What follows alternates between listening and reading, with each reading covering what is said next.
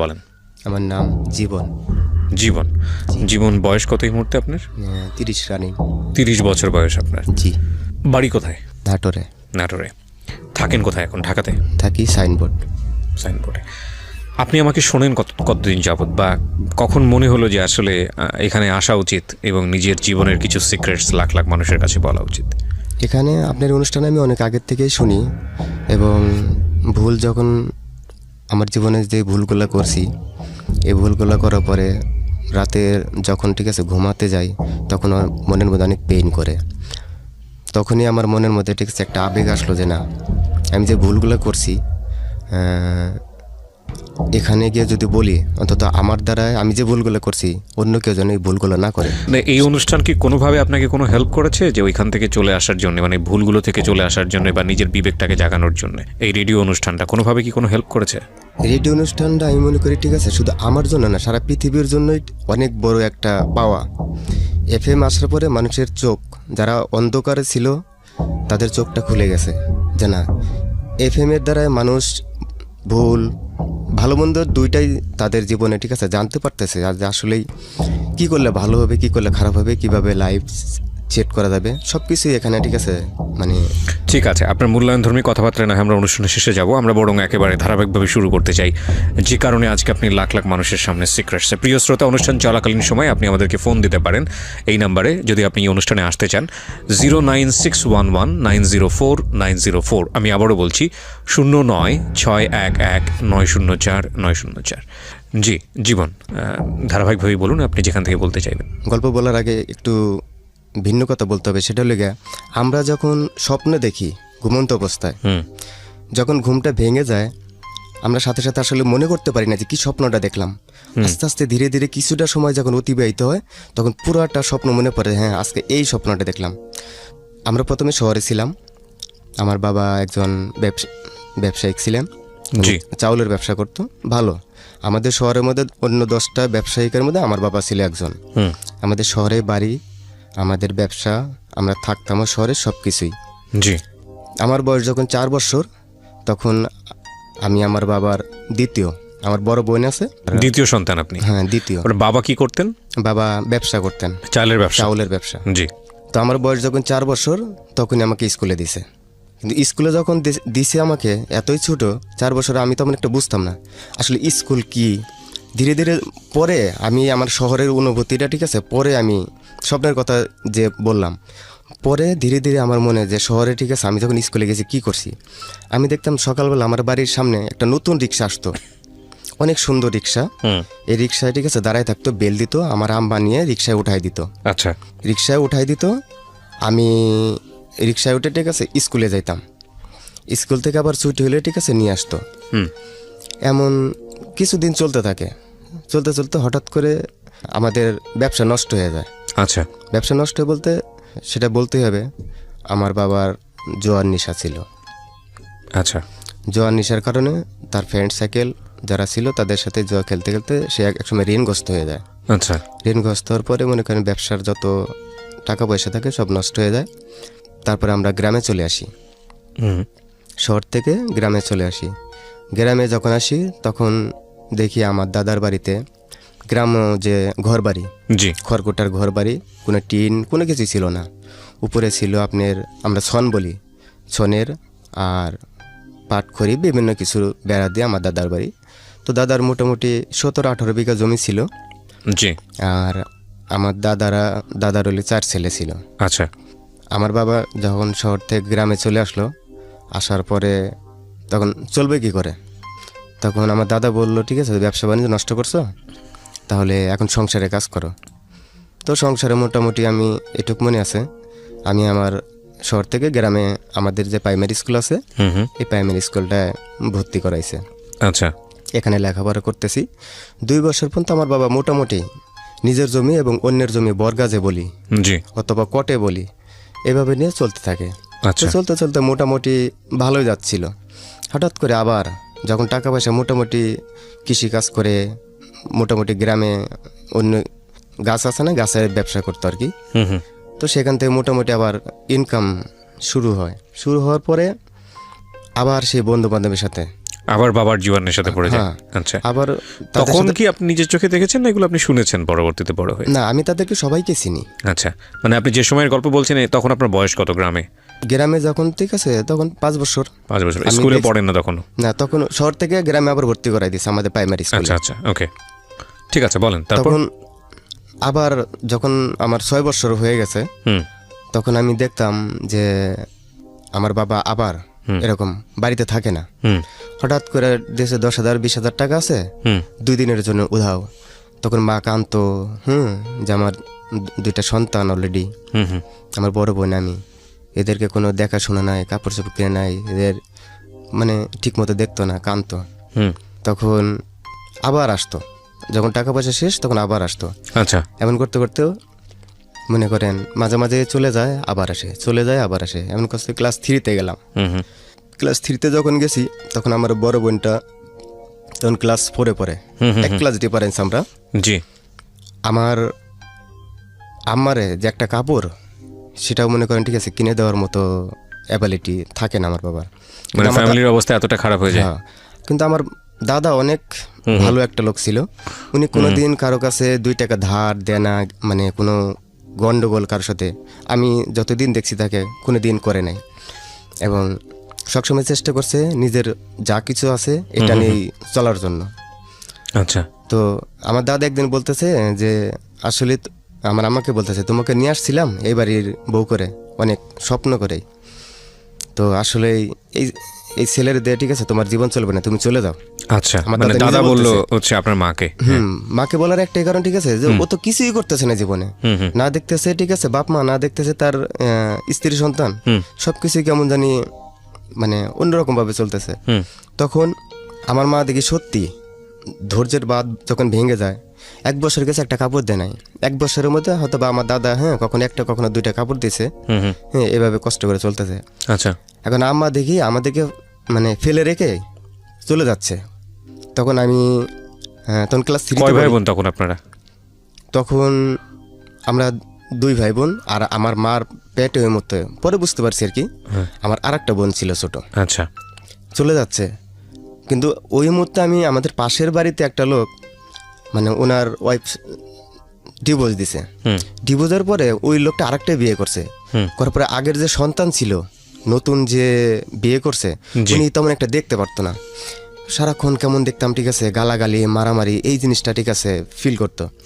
তখন আমি আমার এই জিনিসটা নলেজ আসলো যে ওর সৎ মা আসছে ওদের ঘরে আমাদের পাশের বাড়িতে, যেহেতু ঠিক আছে এইরকম করতেছে, তা আমার মা যদি চলে যায় আমার বাবা যদি অবশ্যই বিয়ে করবে, যদি বিয়ে করে ঠিক আছে আমাদের সাথে এমন করবে। তখন আমি কান্না শুরু করে দিলাম, আমার বড় বোনটাও কান্না শুরু করছে যে মা তুমি ঠিক আছে যাও না। আমি তো ছাড়ি নাই যে আমি যখন বড় হব কাজ করতে শিখবো আমি তখন থেকে তোমাকে কামাই করে খাওয়াবো, কিন্তু তবুও ঠিক আছে এই সংসার থেকে যাও না। আমি বড় যখন হবো আমি তখন থেকে ঠিক আছে তোমার কামাই করে খাওয়াবো। জি।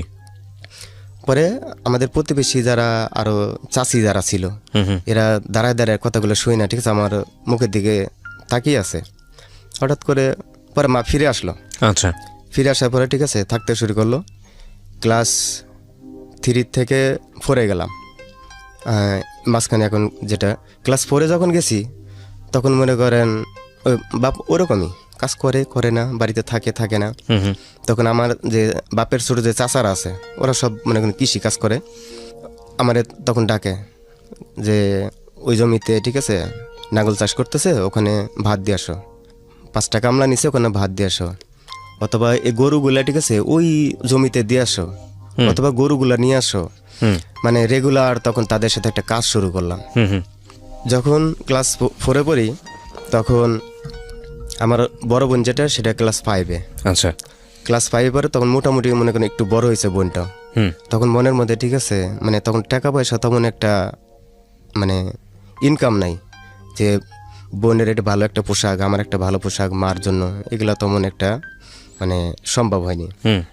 এরপরে মনে করেন বাপের যখন খোঁজ খবর নাই তখন শুরু করলাম কি আমাদের আশেপাশে যারা আছে তখন আমাদের এলাকায় আমার মনে আছে বড় যারা কাজ করতো মনে করেন 15 থেকে 20 টাকা পাইতো বড়রা, আর ছোটরা যদি কাজ করতো 5 টাকা 7 টাকা এরকম দিত আর কি। আচ্ছা, তো আমি প্রতিবেশী এক চাচার বললাম চাচা আমাদের দেশে আবার আখের চাষটা বেশি হয় আর কি। পরে বললাম যে আপনার আখ খেতে আমি কাজ করব। হুম তো উনি হাসলো যে তুমি আর কি কাজ করবা, তোমার বাবা এত বড় ব্যবসায়িক ছিল, ঠিক আছে, তোমরা আজকে গ্রামে থাকো, তুমি কাজ করতে পারবে না। হুম হুম তারপরে বললাম ঠিক আছে করব না, উনি আসলে কাজে আমাকে নিল না। না নেওয়ার পরে আমি আমাদের গ্রামে আরও অন্য অন্য মানে যারা গরিব ওরা দেখতাম কি সকালবেলা ঠিক আছে বের হচ্ছে, জি যে জিজ্ঞাসা করলাম যে হে তোমরা কই যাও, বললাম আমরা অন্য গ্রামে যাচ্ছি অমুকের কাজ করতে। হুম হুম তখন আমিও তোমাদের সাথে যাব। তো আমি গেছি, আসলে কার বাড়িতে কোন গ্রামে এটা শিওর আমি জানি না, কিন্তু যেই বাড়িতে গেছি ওইটা লেগে আমার বাপের খুব একজন পরিচিত লোক ছিল, জি আমি তাকে চিনতাম না।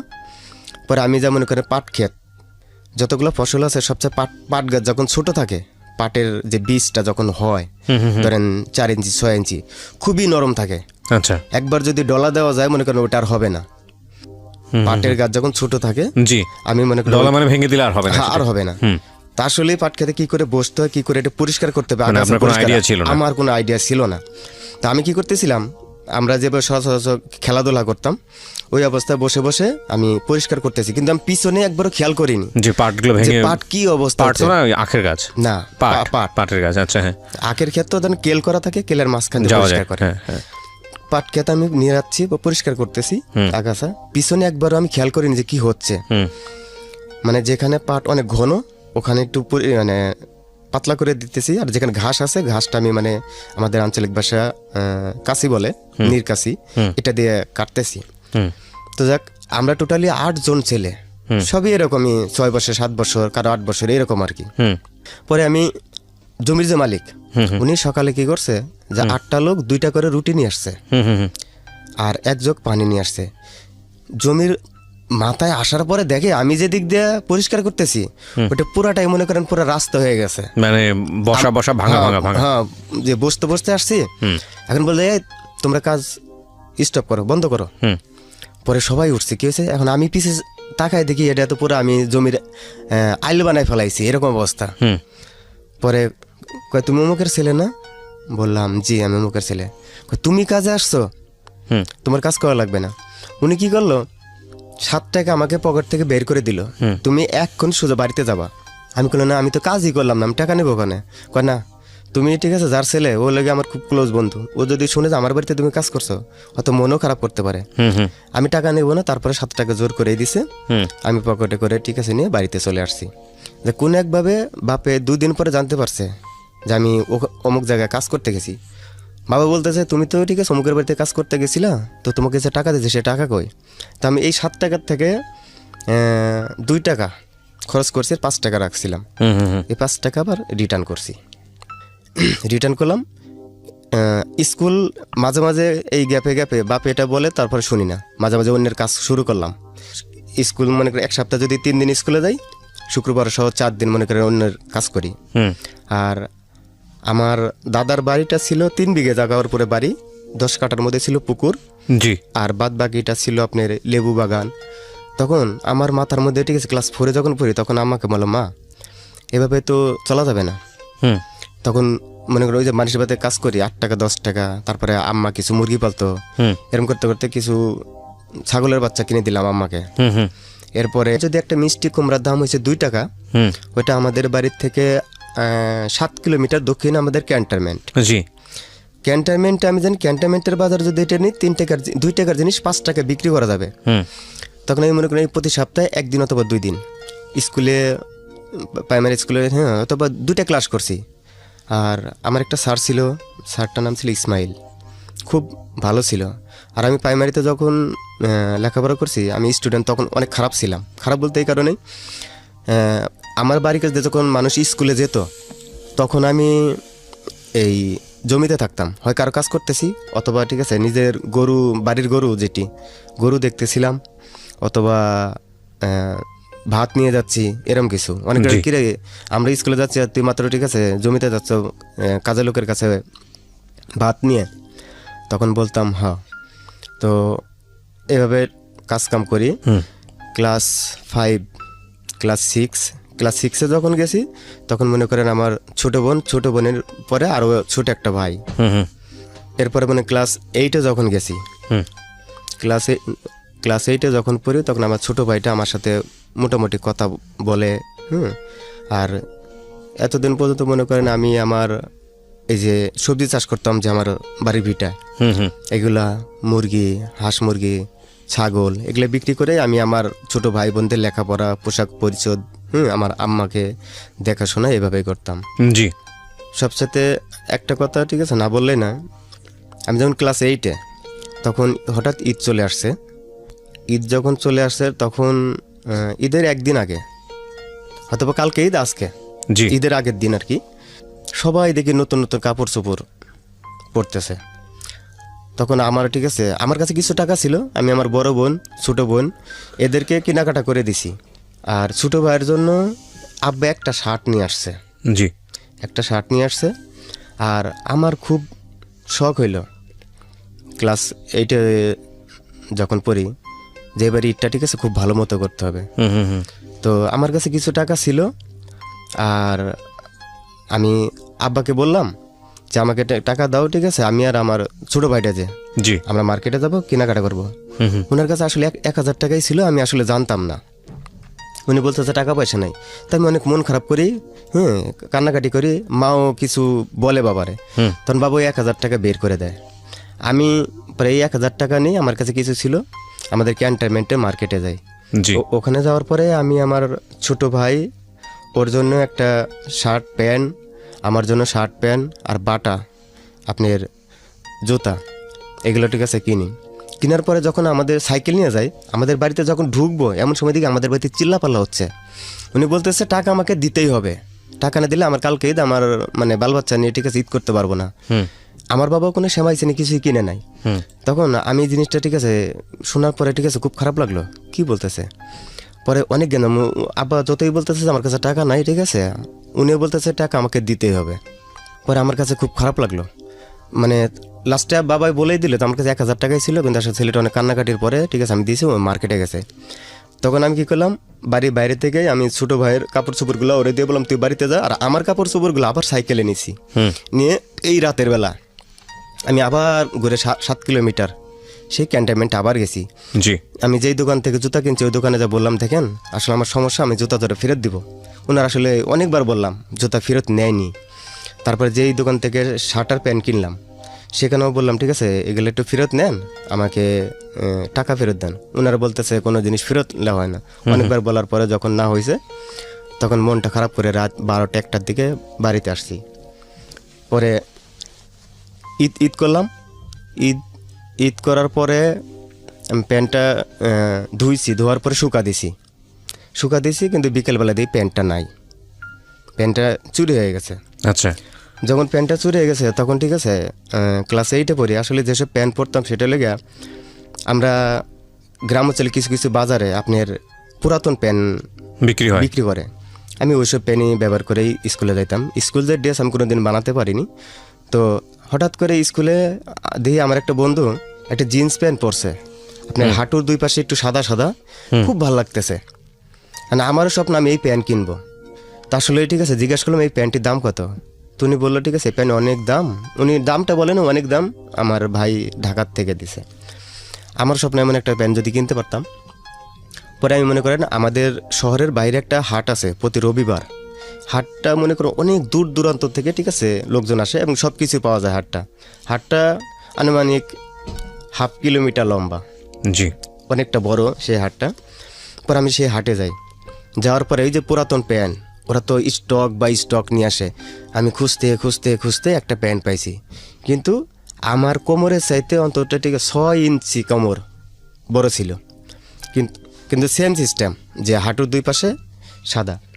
ওইটা বাড়িতে নিয়ে আসার পরে এখন আসলে পরে দেখি অনেকটা লুজ সম্ভাবনা। তারপর যাক একটা কোনো রকম বেল দিয়ে ঠিক আছে পরি। এখন আসলে আমার কাছে দিয়ে আমার বন্ধুরে যত ভালো লাগছে প্যান্ট, আমার কাছে তত একটা ভালো লাগতেছে না। তো আমার হাঁটুতে যেখানে আসলে সাদা ছিল প্যান্টের, আমি এখানে কী করলাম, সরিষার তেল আর পাতিলের থেকে কালি নিয়ে ওখানে কালি দিছি। কালি দিয়ে পরের দিন আমি আসলে ওখানে আর হাতও দিই না, পরের দিন সকালে খালি প্যান্ট পরছি, আমি স্কুলে চলে গেছি। স্কুলে যাওয়ার পরে আমি আসলে প্রাইমারি স্কুলে খারাপ ছাত্র, কিন্তু হাই স্কুলে যা তখন শরম পাইতাম যে আজকে এখানে এত স্টুডেন্ট, যদি পড়া না পারি ঠিক আছে অনেকে খারাপ মনে করবে। জি। তখন ধীরে ধীরে লেখাপড়ার দিকে একটু গুরুত্ব দিলাম, কাজও করতাম। তো স্কুলে আপনার বাবা কি ততদিনে একটু ভালো হয়েছে নাকি ওরকমই আছে আগের মতো? ওইভাবেই চলে, মানে জুয়া খেলার কথা যেটা আপনি বলছিলেন ওটা ওইভাবেই মানে কখনো ঠিক আছে চলতেছে, 1 মাস ভালো আছে, আবার ধরেন ঠিক মানে আছে ভালো নাই। মন্দ মিলিয়ে ওরকমই হ্যাঁ আসলে। ওইভাবেই। অষ্টম শ্রেণী পর্যন্ত যখন পড়ি তখন এরকমই।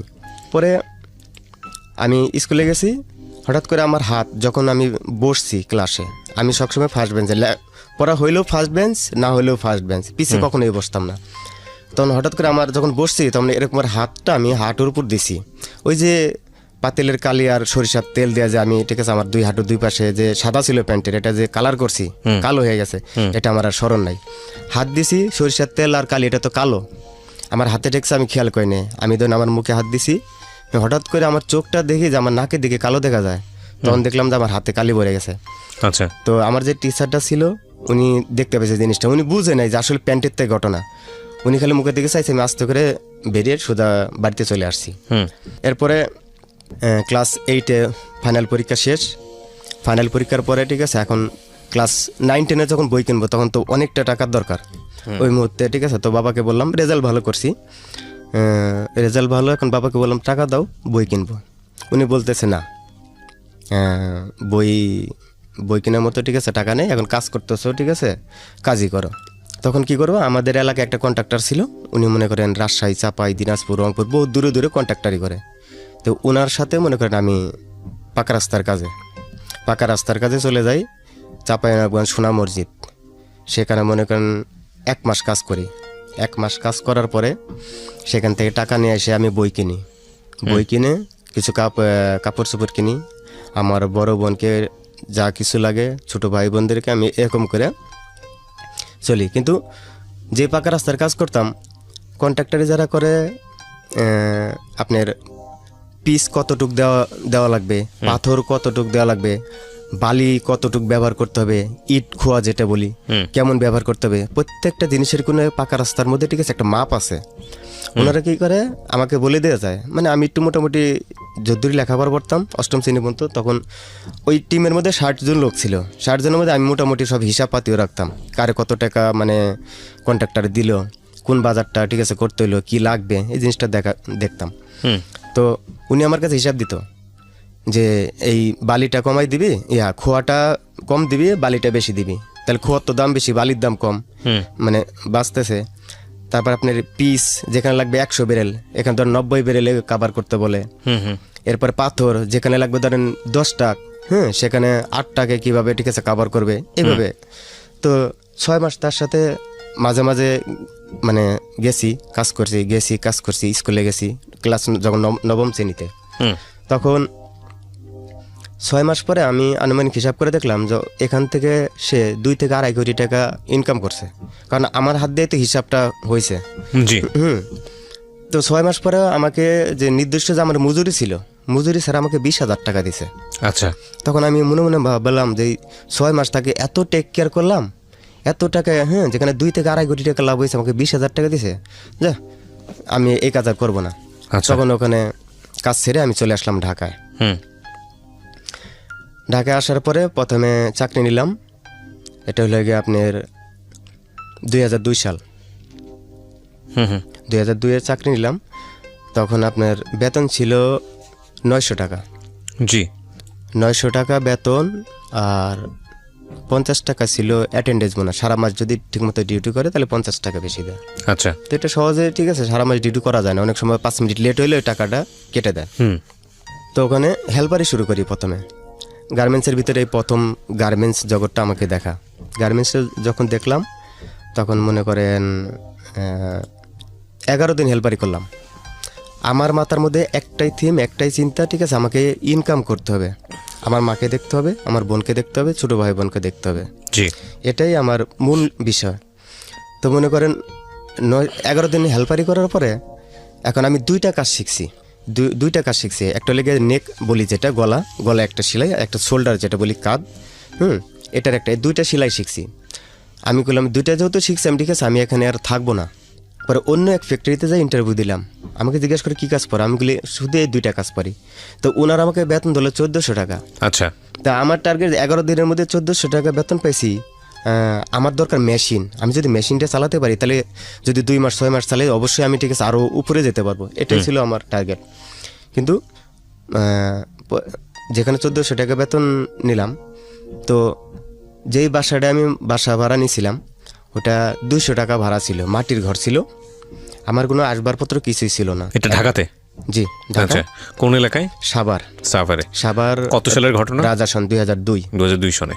লেখাপড়া ততদিনে বন্ধ হয়ে গেছে? লেখাপড়া, এবং শুধুমাত্র ফ্যামিলিকে দেখার জন্য আপনি নিজের সবকিছু দায়িত্ব কাঁধে তুলে নিলেন। জি, বলেন তারপর। মনে করেন নবম শ্রেণীতে কিছুদিন ক্লাস করছি, এরপরে ঠিক আছে দেখলাম না আর চলতে পারতাছি না। তখন ঢাকা আসার একটা কারণ, তখন আমার বোনটা বড় হয়ে যাচ্ছে, আমার বোনটা তখন বড় হয়ে যাচ্ছে। মনে করেন এই জন্য ঠিক আছে ঢাকা চলে আসলাম। 200 টাকা মাটির ঘরে ভাড়া ছিল, 200 টাকা ভাড়া ছিল, আমি ওখানে থাকতাম। আমার কোনো বেড বিছানা কিছু ছিল না, ছিল শুধু একটা খাতা আর একটা বালিশ। এভাবে মনে করেন আমি থাকা শুরু করলাম। তো আমি দেখলাম যে মাস শেষে ওভার টাইম সহ 1700-1800 টাকা পাই। আমার বাসা ভাড়া, খাওয়া সব কিছু দেওয়ার পরে ঠিক আছে কখনো 800 কখনো 1000 টাকা থাকে, এই টাকাটাই বাড়িতে পাঠাই দিই। তখন আমি দেখলাম যে এভাবে চলবে না।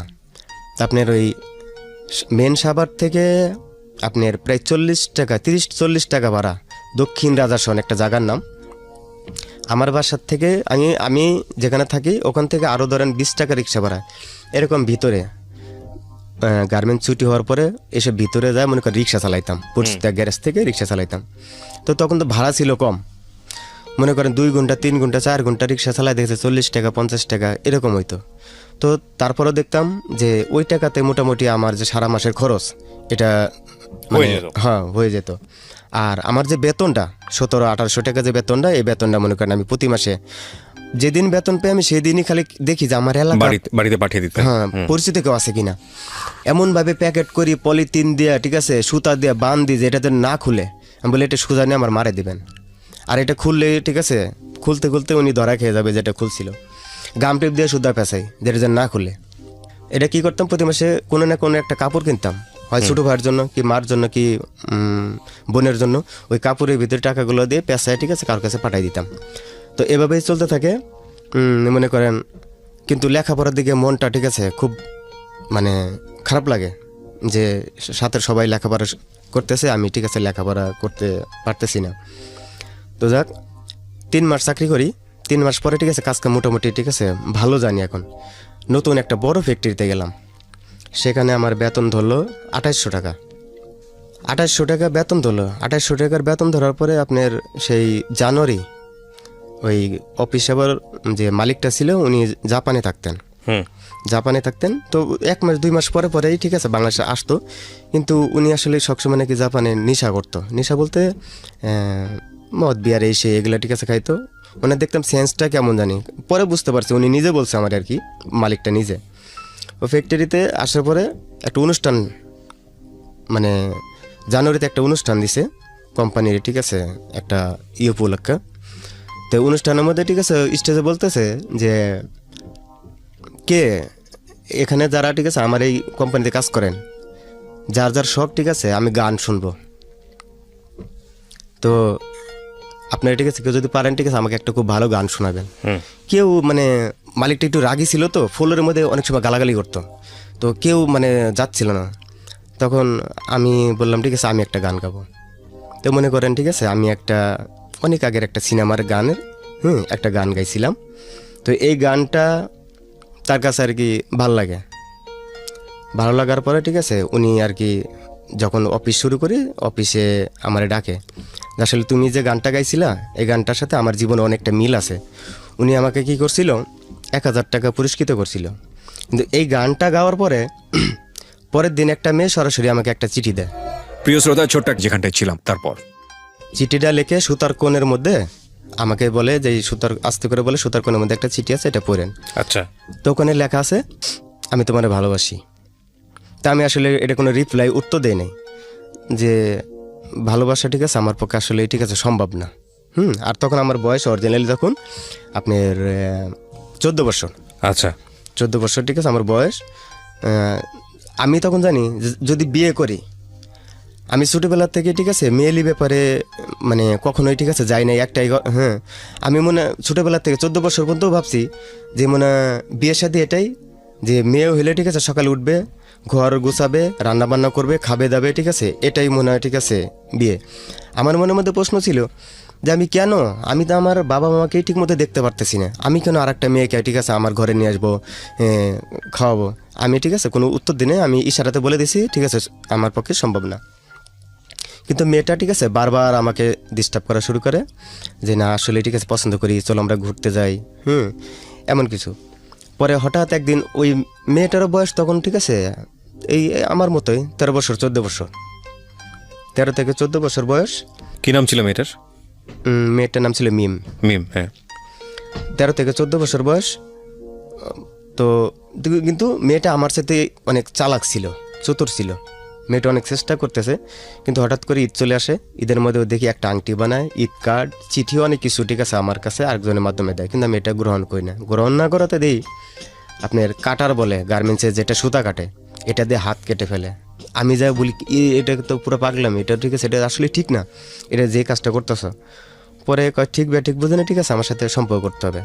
পরে যাক জিনিসটা ঠিক আছে আমি নিলাম। নেওয়ার পরে বলতেছে তুমি যেদিন গান গাইছিলে সেদিন থেকে তোমার ভালো লাগছে, এই জন্যই ঠিক আছে তোমার এত সম্পর্ক করছি। কিন্তু এই ধীরে ধীরে 1 মাস 2 মাসের মধ্যেই মনে করেন মেয়েটার স্বাস্থ্য একটু ভালো ছিল। আপনার ওর ফ্যামিলি ওরে বিয়ে ঠিক করে ফেলে, ওর ফ্যামিলি ওকে বিয়ে ঠিক করে ফেলে। কিন্তু মেয়েটা ফ্যামিলি কি আপনার কথা জানতো? না, আমার কথা কিছুই জানতো না। আমার মেয়েটাও পড়াশোনা করতো না? না, মেয়েরা ছিল মানে আরো অন্যরকম। মেয়েটা কি কোথাও কোনো কাজ করতো, গার্মেন্টসে বা অন্য কোথাও? হ্যাঁ, আমার ফ্যাক্টরিতেই কাজ করতো। রাইট, হ্যাঁ। তারপর আমার ফ্যাক্টরিতে কাজ করতো, সেখান থেকে পরিচয় আর কি। এখন আমি বাড়িতে গেছি, বাড়ি থেকে আসছি, শুনছি যে আগামী সপ্তাহে তার সব কিছু ফাইনাল, যে আগামী শুক্রবারে মেয়েটার বিয়ে। এই মেয়েটা মনে করে যেদিন থেকে বলছে ঠিক আছে, মেয়েটা আসলে অনেক লাইক করতো তখন আমাকে। আমি আসলে ভালোবাসে কি, সংসার কি, একটা তেমন একটা অভিজ্ঞতা ছিল না, বুঝতামও না। তখন আমি আসার পরে দেখি আমার বালিশে নিচে 7-8টা চিঠি। এই চিঠিগুলো আমার যে রুমমেট যারা ছিল তাদের কাছে দিছে, প্রতিদিন দিছে, কিন্তু আমি তো আমার দেশে চলে গেছি, দেশের থেকে আসছি দেখি যে অনেকগুলা চিঠি। পরে লেখা আছে যে অমুক দিন বিয়ে, আমি কোনো তোমার ছাড়া যে তুমি যদি বিয়ে না করো তাহলে ঠিক আছে আমি বিষ খেয়ে মারা যাম। পরে আমি আমার বন্ধু সহ তাদের বাড়ির পাশে একটা নদী ছিল, নদীর পাশে যাই। নদীর পাশে যাওয়ার পরে তার মেয়েটা একটাই কথা যে তুমি যদি বিয়ে না করো ঠিক আছে আমি সুইসাইড করবো, মারা যাব। তখন মনে করেন ঠিক আছে আসলেই ঠিক আছে বন্ধু বান্ধব তখন আসলে যেগুলোর সাথে ছিল এটি সবাই উৎসাহ দিল, আরে কর, আরে কিছু হবে না, কর, এই সেই। পরে মনে করেন কাজী অফিসে গেলাম। কাজী অফিসে যাওয়ার পরে কাজী বললো ঠিক আছে বয়স কত, আসলে আমি মিথ্যে বলি নাই, বলি 14 বছর বয়স। কাজী বের করে দিছে ঠিক আছে যে বিয়ে ঠিক আছে সম্ভব না। তখন এটা একটা ওই এলাকার একটা অ্যাডভোকেট জিনিসটা জানতে পারে। অ্যাডভোকেটটা জিনিসটা যখন জানে, অ্যাডভোকেট বলে আমাকে 2000 টাকা দাও, আমি কোর্ট থেকে কোর্ট ম্যারেজ করে দিতেছি। উনি তখন কী করে বয়সটা বাড়ায়া ঠিক আছে টাকা নেয়, টাকা নেওয়ার পরে ছবি দিয়ে ঠিক আছে কোর্টে কোর্ট ম্যারেজ করে ঠিক আছে আমাদেরকে মানে 1 দিন কি 2 দিন পরে ঠিক আছে এই স্ট্যাম্প ওই কাগজপাতিগুলো দেয়। তো যাক আমরা বাসা নিই, বাসা নেওয়ার পরে পুরো 1 মাস আসলেই বিয়ে কী জিনিস, সংসার কী জিনিস, বাসর ঘর কী জিনিস না বললেই নয়, ফিজিক্যাল রিলেশন যে কী জিনিস এই জিনিসটা জানতাম না। আমরা ঠিকই রান্না করতো, খাইতাম, ঘুমাইতাম, সকালে উঠতাম, কিন্তু আমার আশেপাশে যারা ছিল এরা দেখতাম সকালে আমাদেরকে দেখলে হাসতো। বাট কেন হাসতো আপনি সেটা জানতেন না? না, জানতাম না। হাসতো, আমিও তখন শরম পাইতাম, কিরে আমাদেরকে হাসতো কেন। যখন হাসতো তখন 1 মাস পরে একজন বলতে চাই তোমরা গোসল করো না কেন? আমি কেন গোসল করবো কে? কয় আল্লাহ গোসল করবো না, কিন্তু বুঝো না। না এই তখন ঠিক আছে ওই মুরব্বিটা একটা কিছুটা অন্য কথা বলে, তখন মনের মধ্যে ঠিক আছে একটা অন্যরকম একটা ফিলিংস কাজ করে। এরপরে মনে করেন 9 মাস বিয়ের যখন ঠিক আছে 9 মাস চলে, ওই মুহূর্তে মনে করেন ঠিক আছে একটা বাচ্চা পেটে চলে আসে। এটা আমি আসলে জানি না, ভুলক্রমে না, মানে আসলেই যে পদ্ধতি ছিল, মানে এই বাচ্চা হবে কি কোনো পদ্ধতি গ্রহণ করতে হবে এগুলো কিছুই জানতাম না, এগুলো কিছু বুঝিও না জানিও না। বাচ্চা হয়ে গেছে। এখন হঠাৎ বমি করে, কিছু খেতে পারে না। আমি তখন বুঝি না। এখন পাশের এক ভাবি বলতেছে জরুরি ডাক্তার কাছে যাও। কেন? কয় বমি করে। বমি করতে পারে, ভালো হয়ে যাবে। কয় না, সমস্যা আছে। পর যাক, ভাবি ডাক্তারের কাছে নিয়ে গেছে, আমারও নিয়ে গেছে সাথে।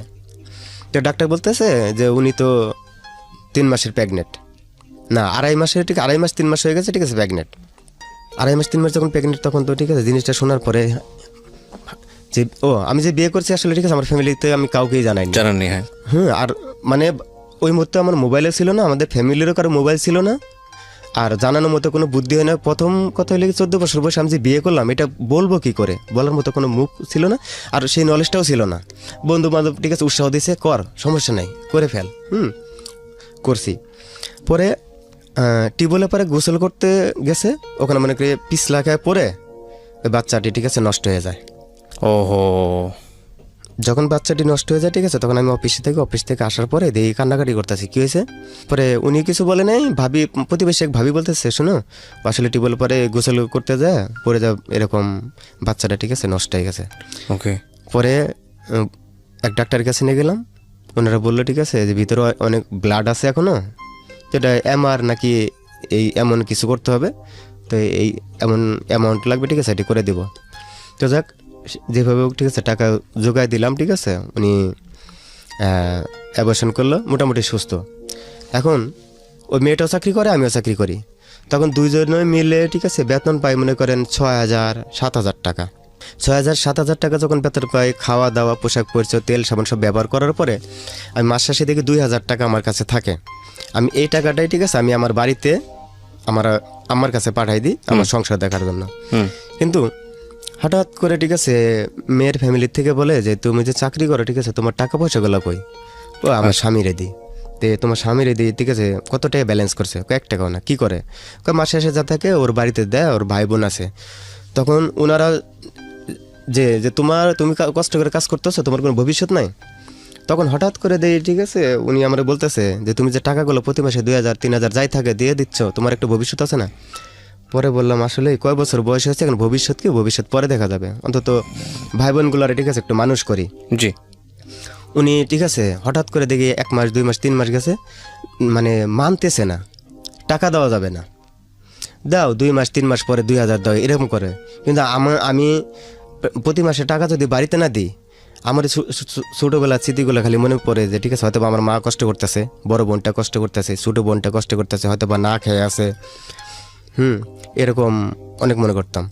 পরে উনি ঠিক আছে চলে গেল আমার কাছ থেকে, চলে গেল। হ্যাঁ, ওয়াইফ চলে গেল। তা আমি গেলাম, যা আবার নিয়ে আসলাম যে দেখো এমন করো না, মাত্র তো ঠিক আছে কয় বছর বয়স, ভবিষ্যতের অনেকটা সময় আছে, তুমি যদি আমার সাথে থাকো ইনশাল্লাহ সব কিছু হয়ে যাবে। কিছুদিন 1 মাস ছিল, 1 মাস পরে আবারও কয় ঠিক আছে চলে যাবো, ভবিষ্যৎ করো। আমি কি ভবিষ্যৎ নেই, ঠিক আছে। পরে বললাম ঠিক আছে তোমার যা খুশি তুমি তাই করো। এই কথা বলে পরের দিন মনে করেন ও চলে গেছে, ওদের বাসায় চলে গেছে। আর আমি আমার ফ্যাক্টরিতে রাত 12টা যখন বাজে, রাত 12টায় ছুটি হয়েছে। জি। আমার বাসার দিকে আস্তে আস্তে রাত তখন 12:30 বাজে। তখন আমার বাসার পিছনে একটা বাউন্ডারি ছিল, অনেক উঁচা বাউন্ডারির মধ্যে 2-1টা গাছপালা ছিল।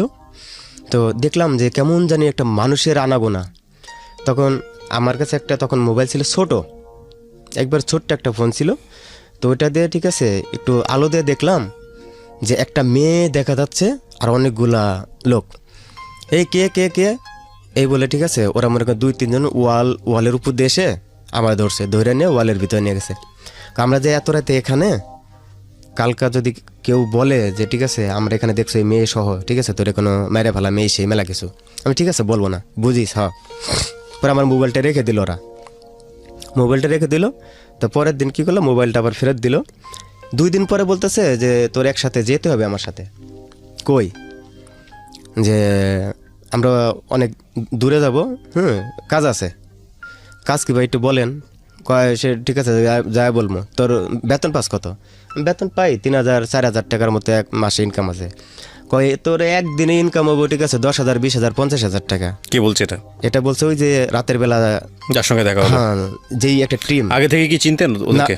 এলাকায় চিনতাম, রাস্তাঘাটে দেখছি, কিন্তু রাতের বেলা ওই অবস্থায় আপনার 9টা ছেলে না 8টা ছেলে একটা মেয়ে ছিল ওদের টিমের মধ্যে। তখন মনে করেন ওরা বলতেছে এ তো একদিনের ইনকাম, তুই তো সারা মাস চাকরি করে পাস 4,000 3,000, আর আমাদের কাছে ঠিকমতো কাজ হলে ঠিক আছে একদিনে 50,000 টাকা ইনকাম আছে। তখন আমার তো জিনিসটা আমি ঠিক আছে বুঝতে পারি নাই যে একদিনে এমন ইনকাম পৃথিবীতে, তাহলে তো গার্মেন্টসের লোক এত কষ্ট করতেছে কেন, সারা মাসে একদিন ইনকাম করলেই তো হয়। পরের দিন আমাকে ওরা কী করছে, সাথে করে এক নৌকা ভাড়া করছে। নৌকার মধ্যে মনে করেন আমি সহ 9টা ছেলে আর একটা মেয়ে নিয়ে মনে করেন ওখান থেকে প্রায় 8 কিলোমিটার পানিপথে যাই একটা মন্দিরের সামনে যাওয়ার পরে আমাদের সাথে একটা ছিল বয়স্ক, উনি মনে করেন ধুতি পরে, পাঞ্জাবি পরে, কপালে তিলক লাগায়া মনে করেন মন্দিরের সামনে যায়। মন্দিরের ভিতরে পুতুল আছে, এই পুতুলগুলো মনে করেন চুরি করার উদ্দেশ্যেই যায়, স্বর্ণের পুতুল অনেক দামি। এরপরে ওখানে যাওয়ার পরে ওরা যখন 2টা তালা থাকে, প্রথম পিসি গেটে একটা, দ্বিতীয় গেটেতে, কিন্তু ওরা কি করছে আপনার লোহা দিয়ে এমন জিনিস তৈরি করছে জি যে তালা এরা আবার অ্যাসিড সংগ্রহ করে নিয়ে গেছে তালা মানে গলানোর জন্য। হ্যাঁ, তালার যে আপনার যে পয়েন্ট আছে, পয়েন্টের মধ্যে দেওয়া ঠিক আছে 2 ফুটে অ্যাসিড দেওয়ার পরে 2 মিনিট অথবা 1 মিনিট পরে ওটা ওই লোহারি দিয়ে একটু চার দিলেই ঠিক আছে তালাটা নষ্ট হয়ে যায়। প্রথম তালাটা নষ্টও গেছে। আচ্ছা, দ্বিতীয় তালাটা ঠিক আছে কাছে যাবে এমন সময় যে এলাকায়, সেই এলাকায় মনে করেন বন্যা হয়েছিল আর কি, বন্যার টান যে চাউল দেয় এগুলো মনে করেন এক জায়গায় রাখা ছিল। তো ওখানে পুলিশ অথবা সেনাবাহিনীরা ছিল, ওনারা লাইট দিয়ে আর কি দেখতেছে। তখন রাত বাজে 3টা। তো হঠাৎ করে ঠিক আছে মন্দির দিকে যখন লাইট মারে তখন অনেকগুলো লোক দেখতে পায়। তখন মনে করেন আপনিও ছিলেন এদের মধ্যে? হ্যাঁ, তখন আমরা লেগে 9টা ছেলে একটা মেয়ে আমাদের সাথে 10 জন। জি, ওরা লাইট মারে কে করতে আমরা কি করে মন্দিরের অপোজিট দিয়ে একটা জঙ্গল আছে, এই জঙ্গলের মধ্যে ঢুকে যাই। কিন্তু আমাদের সাথে একজন যেটা লিডার, উনি অনেক বয়স্ক, স্বাস্থ্য অনেক উঁচা লম্বা। জি, উনি মনে করেন ধুতি পরা ছিল, সাদা পাঞ্জাবি। কতজনের টিম ছিলেন আপনারা? 10 জন। 10 জন, ওকে। মনে করেন কপালে তিলকের ফুটা, অনেকে দেখলে মনে করবো হ্যাঁ উনি হিন্দু, মানে সেজে গিয়েছে। হ্যাঁ, সেজে গেছে একবার মনে করেন ঠিক আছে মন্দিরের সামনে উপরে পড়ে মানে হরে কৃষ্ণ হরে রাম যা বলার দরকার এটি বলতেছে। অন্য একটা লোক এসে ভাববে কি মনে হয় এখানে পূজাই করতেছে, কিন্তু এটা ছিল একটা ধরেন ওর নাটক। পরে উনি ওখানে ঠিক আছে থেকে যায়, আমরা এইভাবে চলে আসি। তো দূরের থেকে জঙ্গল থেকে একটু মানে বুঝতে পারতেছি যে ওনার ধরছে যে তুমি এখানে এত রাতে গেল লেগে। হ্যাঁ, পরে মনে করেন ওনারা এমন উনি বুঝাই দিছে যে আমি ইতে আসছি, এই পূজা করতেছি। পরে যাক ওনারে কি বলছে ঠিক আছে ছেড়ে দিছে। কিন্তু আমরা যেখানে অবস্থান করতেছি আসলে ঠিক আছে পাশে কবরস্থান ছিল, এটা ঠিক আছে খেয়াল করিনি। জি, কবরস্থান ছিল ঠিক আছে, কবরস্থান ভালো করে খেয়াল করে দেখলাম যে আসলে কবরস্থান। প্রিয় শ্রোতা, পরে মনে করেন ওখানে যে পুতুল চুরি করতে গেছে ঠিক আছে এটা আর নিতে পারলো না। পুতুলটা কিসের ছিল? গোল্ডের? হ্যাঁ, গোল্ডের পুতুল ছিল। পরে মনে করেন ঠিক আছে ওটা নেওয়া হইলো না। পরে আপনার প্রথম দিনের কাজ এটা? হ্যাঁ, কিন্তু আমার পকেটে একটা মোবাইল ছিল। জি, মোবাইলটা অনেক ছোট একটা মোবাইল ছিল, আপনি সনি এরিকসনের ছোট্ট একটা ডান্ডিয়ালা। পরে ঠিক আছে ফোনটা আসলে বন্ধ ছিল, কিন্তু ফোন বন্ধ থাকার পরে অ্যালার্ম থাকলে যে বাজে এটা আমার মধ্যে তখন জানা ছিল না। তো মনে করেন এক শশার জমি, শশা ক্ষেত, এদিক দিয়ে ঠিক আছে আমরা চলে যাচ্ছি। সেনাবাহিনীরা যাচ্ছে না, ওনারা যখন তারাই দিছে, আমরা সাথের যে একজন ছিল উনি বাজারের ভিতর দিয়ে ঘুরে ওই পাশ দিয়ে চলে যাচ্ছে। তা আমরা ওনাকে অনুসরণ করে ঠিক আছে জঙ্গলে মাঝখান হাঁটতে হাঁটতে শশা জমির কাছে যে উঠছি। উঠার পথে দেখি আমার মোবাইলটাকে বাঁচতেছে। আমি তো অবাক হয়ে গেছি, মোবাইল তো বাজার কথা না, মোবাইল তো বন্ধ। এখন বাটনে টিপ দিয়ে দেখি না সুইচ অফ, কিন্তু অ্যালার্ম বাজতেছে। আমি কিছুতেই বন্ধ করতে পারতেছি না, এবং মাথায় আসতেছে না যে ব্যাটারিটা খুলে ফেলি কিছুই। পরে কি মনে করেন ওই শশা ক্ষেত্রে একটু নরম ছিল, ওখানে রেখে ঠিক আছে পাও দিয়ে মনে করেন ওইটাকে কয়েকটা লাথি মারার পরে মাটির নিচে দিয়ে পরে যখন আপনার অ্যালার্ম বাজা শেষ, এরপরে আবার ঠিক আছে উঠাইছি। তো মনে করেন ওই যে লিডার যে ছিল উনি এসে আমার কয়েকটা মারলো যে ঠিক আছে ফোন চালু কেন। ফোন তো চালু না, ঠিক আছে ফোন আমি বন্ধ করে রাখছি। পরে ওখান থেকে ঠিক আছে ওটা আর নেওয়া হইলো না, চলে আসলাম। 2 দিন পরে মনে করেন ঠিক আছে দিনাজপুর যেতে হবে। পরে আমি ভাই আমি ঠিক আছে যেতে পারবো না, আমি অলরেডি ঠিক আছে একদিনে বুঝে গেছি যে এটা হলে খারাপ পথে চলে, হ্যাঁ আমার পক্ষে সম্ভব না। এই কথা যখন বলছি কয় আমার সাথে, তো আরও কারে কারে ফোন দিল, তো দেখলাম ওদের গ্রুপের 3-4 জন, দোলেশ্বরী নদীর মাঝখানে ওদের টিমে আমাদের টিমের একটা নৌকা ছিল। পরে এই নৌকাতে ঠিক আছে আমার নিচে নেওয়ার পরে মনে করেন 3 নদীর মাঝ বরাবর ঠিক আছে ওই কর্নারে যেখানে নদীর অপোজিটে ক্ষেত আছে, তেমন একটা ঘর বাড়ি জনবসতি নেই, ওখানে নেওয়ার পরে ঠিক আছে ওরা মনে করে দেখলাম গাঞ্জা খাচ্ছে, গাঞ্জা বানাচ্ছে। এখন বলতে ঠিক আছে ওদের বাসায় বলে ঠিক আছে নিমাই সারে গোল হয়ে বসবে একজনে ঠিক আছে টান দিবে, এরপরে ওর পরে এরম করে ঠিক আছে খাইতে থাকে। আমি না আমি কোনোদিন খাই না, এলে খাবো না, পারবে না খা কিচ্ছু হবে না। ওরা মনে করি একসময় ঠিক আছে জোর করে ঠিক আছে গাঞ্জাটা দিছে, আমি 2টা টান দিছি। 2টা টান দেওয়ার পরে ঠিক আছে আমার কাছে আর ভালো লাগতেছে না। আমি যখন দাঁড়াইছি তখন দেখি যে নৌকার যে সামনেটা মানে কি বলে নৌকার মানে যেখান দিয়ে আমরা উঠি ওটা মনে হচ্ছে ঠিক আছে আমার চোখের সামনে আইসা পড়ছে। আমি এবার হাতাচ্ছি, আর সামনে যে ধান ক্ষেত ছিল আর কি নদীর ধারে, এগুলো আমার চোখের সামনে আইসা পড়ছে। আমি তখন বুঝতে পারতেছি না যে কিছুদিন আগে দেখলাম ক্ষেতগুলো অনেক দূরে, এখন দেখি সব আমার ঠিক আছে চোখের সামনে চলে আসছে। আমি মনে করি সাথে সাথে বমি টমি করে ওখান থেকে পানি টানি নিয়ে কুলি করছি, ওই পানি খায়াটা মোটামুটি সুস্থ হয়েছি। পরে বললো যে আসলে আমাদের টিমের সাথে যারা জড়িত হয় এরা সহজে বেরোতে পারে না, তো বেরোতে পারে না, তোমাকে দিনাজপুর যেতে হবে। আমাকে কাজটা কি, ওখানে গেলে বুঝবা, তোমার সাথে আরো লোক যাবে, সমস্যা নেই। আচ্ছা। পরে মনে করেন শ্যামলী গাড়িতে টিকিট কাটলো আমার সাথে আরও একজন। পরে মনে করেন ঠিক আছে গেলাম দিনাজপুর, যায় আপনার শহরে 5-6 তলা একটা হোটেলে উঠলাম। তো হোটেলে যে রুমটায় যেতে বলছে 205 নাম্বার, এই রুমটার মধ্যে যাওয়ার পর দেখি কেমন জানি সব নেশাগ্রস্ত লোক, সিগারেটের গন্ধ, সিগারেটের মোতা, মানে অন্যরকম পরিবেশ। আমার খুবই খারাপ লাগলো। পরে এখান থেকে আমার সাথে যে লোকটা গেছে ওনার কাছে 5 লাখ টাকা দিছে, 5 লক্ষ টাকা অরিজিনাল টাকা দিছে। অরিজিনাল টাকা দিছে এটা আমাকে বলে নাই, ওখানে যাই দেখি ওর যে পার্টি ওনাকে গুইনা 5 লাখ টাকা দিছে। আচ্ছা। সব 500 টাকার বান্ডিল, 10টা বান্ডিল, 5 লক্ষ টাকা। আচ্ছা। এই 5 লক্ষ টাকা দিলে আপনার 15 লক্ষ টাকা দিবে নকল টাকা। ওকে, আপনি যা হচ্ছে সেটাই বলেন, স্টেপ বাই স্টেপ আপনি যেটা দেখছেন, কি করবে না করবে সেটা পরে আমরা যাই। হ্যাঁ, 5 লক্ষ টাকা দিয়েছে, তারপর? হ্যাঁ 5 লক্ষ টাকা দিছে, তখন ওখানে 15 লাখ টাকা ঠিক আছে দিছে। দেওয়ার পরে এখন আমারে আগেই বলছে যে নিচে শর্ট প্যান্ট এই ধরনের ঠিক আছে ওরাই দিছে, শর্ট প্যান্ট দিছে, টি শার্ট দিছে 2টা। টি শার্ট বলতে আপনার গোলগলা না, আপনার এই যে আমরা যে মেঘাতার মতো যে গেঞ্জিগুলো পরি সাদা সচরাচর, এই ধরনের অনেক টাইট ফিটিং। এগুলোর মধ্যে মনে করেন আমার পেট পিঠ চারো পাশ দিয়ে আমার মাজা, আমার মনে করেন রান, এসব জায়গাতেই টাকার বান্ডিলগুলো সব সুন্দর করে হোটেলের মধ্যেই সেট আপ করা হয়েছে। এটা আপনি জানতেন যেগুলো নকল টাকা? আমি তো ওখানে ওরা বলতে ইচ্ছে সরাসরি এই যে ভাই এই যে 5 লাখ দিছে, তো 5 লাখ অরিজিনাল টাকার বদলে 15 লাখ টাকা হচ্ছে আপনার নকল কিনলেন, জাল টাকা। মনে করেন আমার বডিতে মনে হয় এই যে আমার এইসব জায়গাও ঠিক আছে, হাতের এইসব জায়গাতেও ঠিক আছে এই টাকাগুলা করা ছিল। পরে ওরা দেখলাম ঠিক আছে আলাপ করতেছে যে ও পাশের খবর কি, তখন আমি আমার একটা আগ্রহ জাগলো, ও পাশ বলতে কি বোঝায়। পরে বললো ঠিক আছে ইন্ডিয়ার কথা। তখন ওরা ফোনে ঠিক আছে যোগাযোগ করলো যে এখানে কোনো সমস্যা নাই।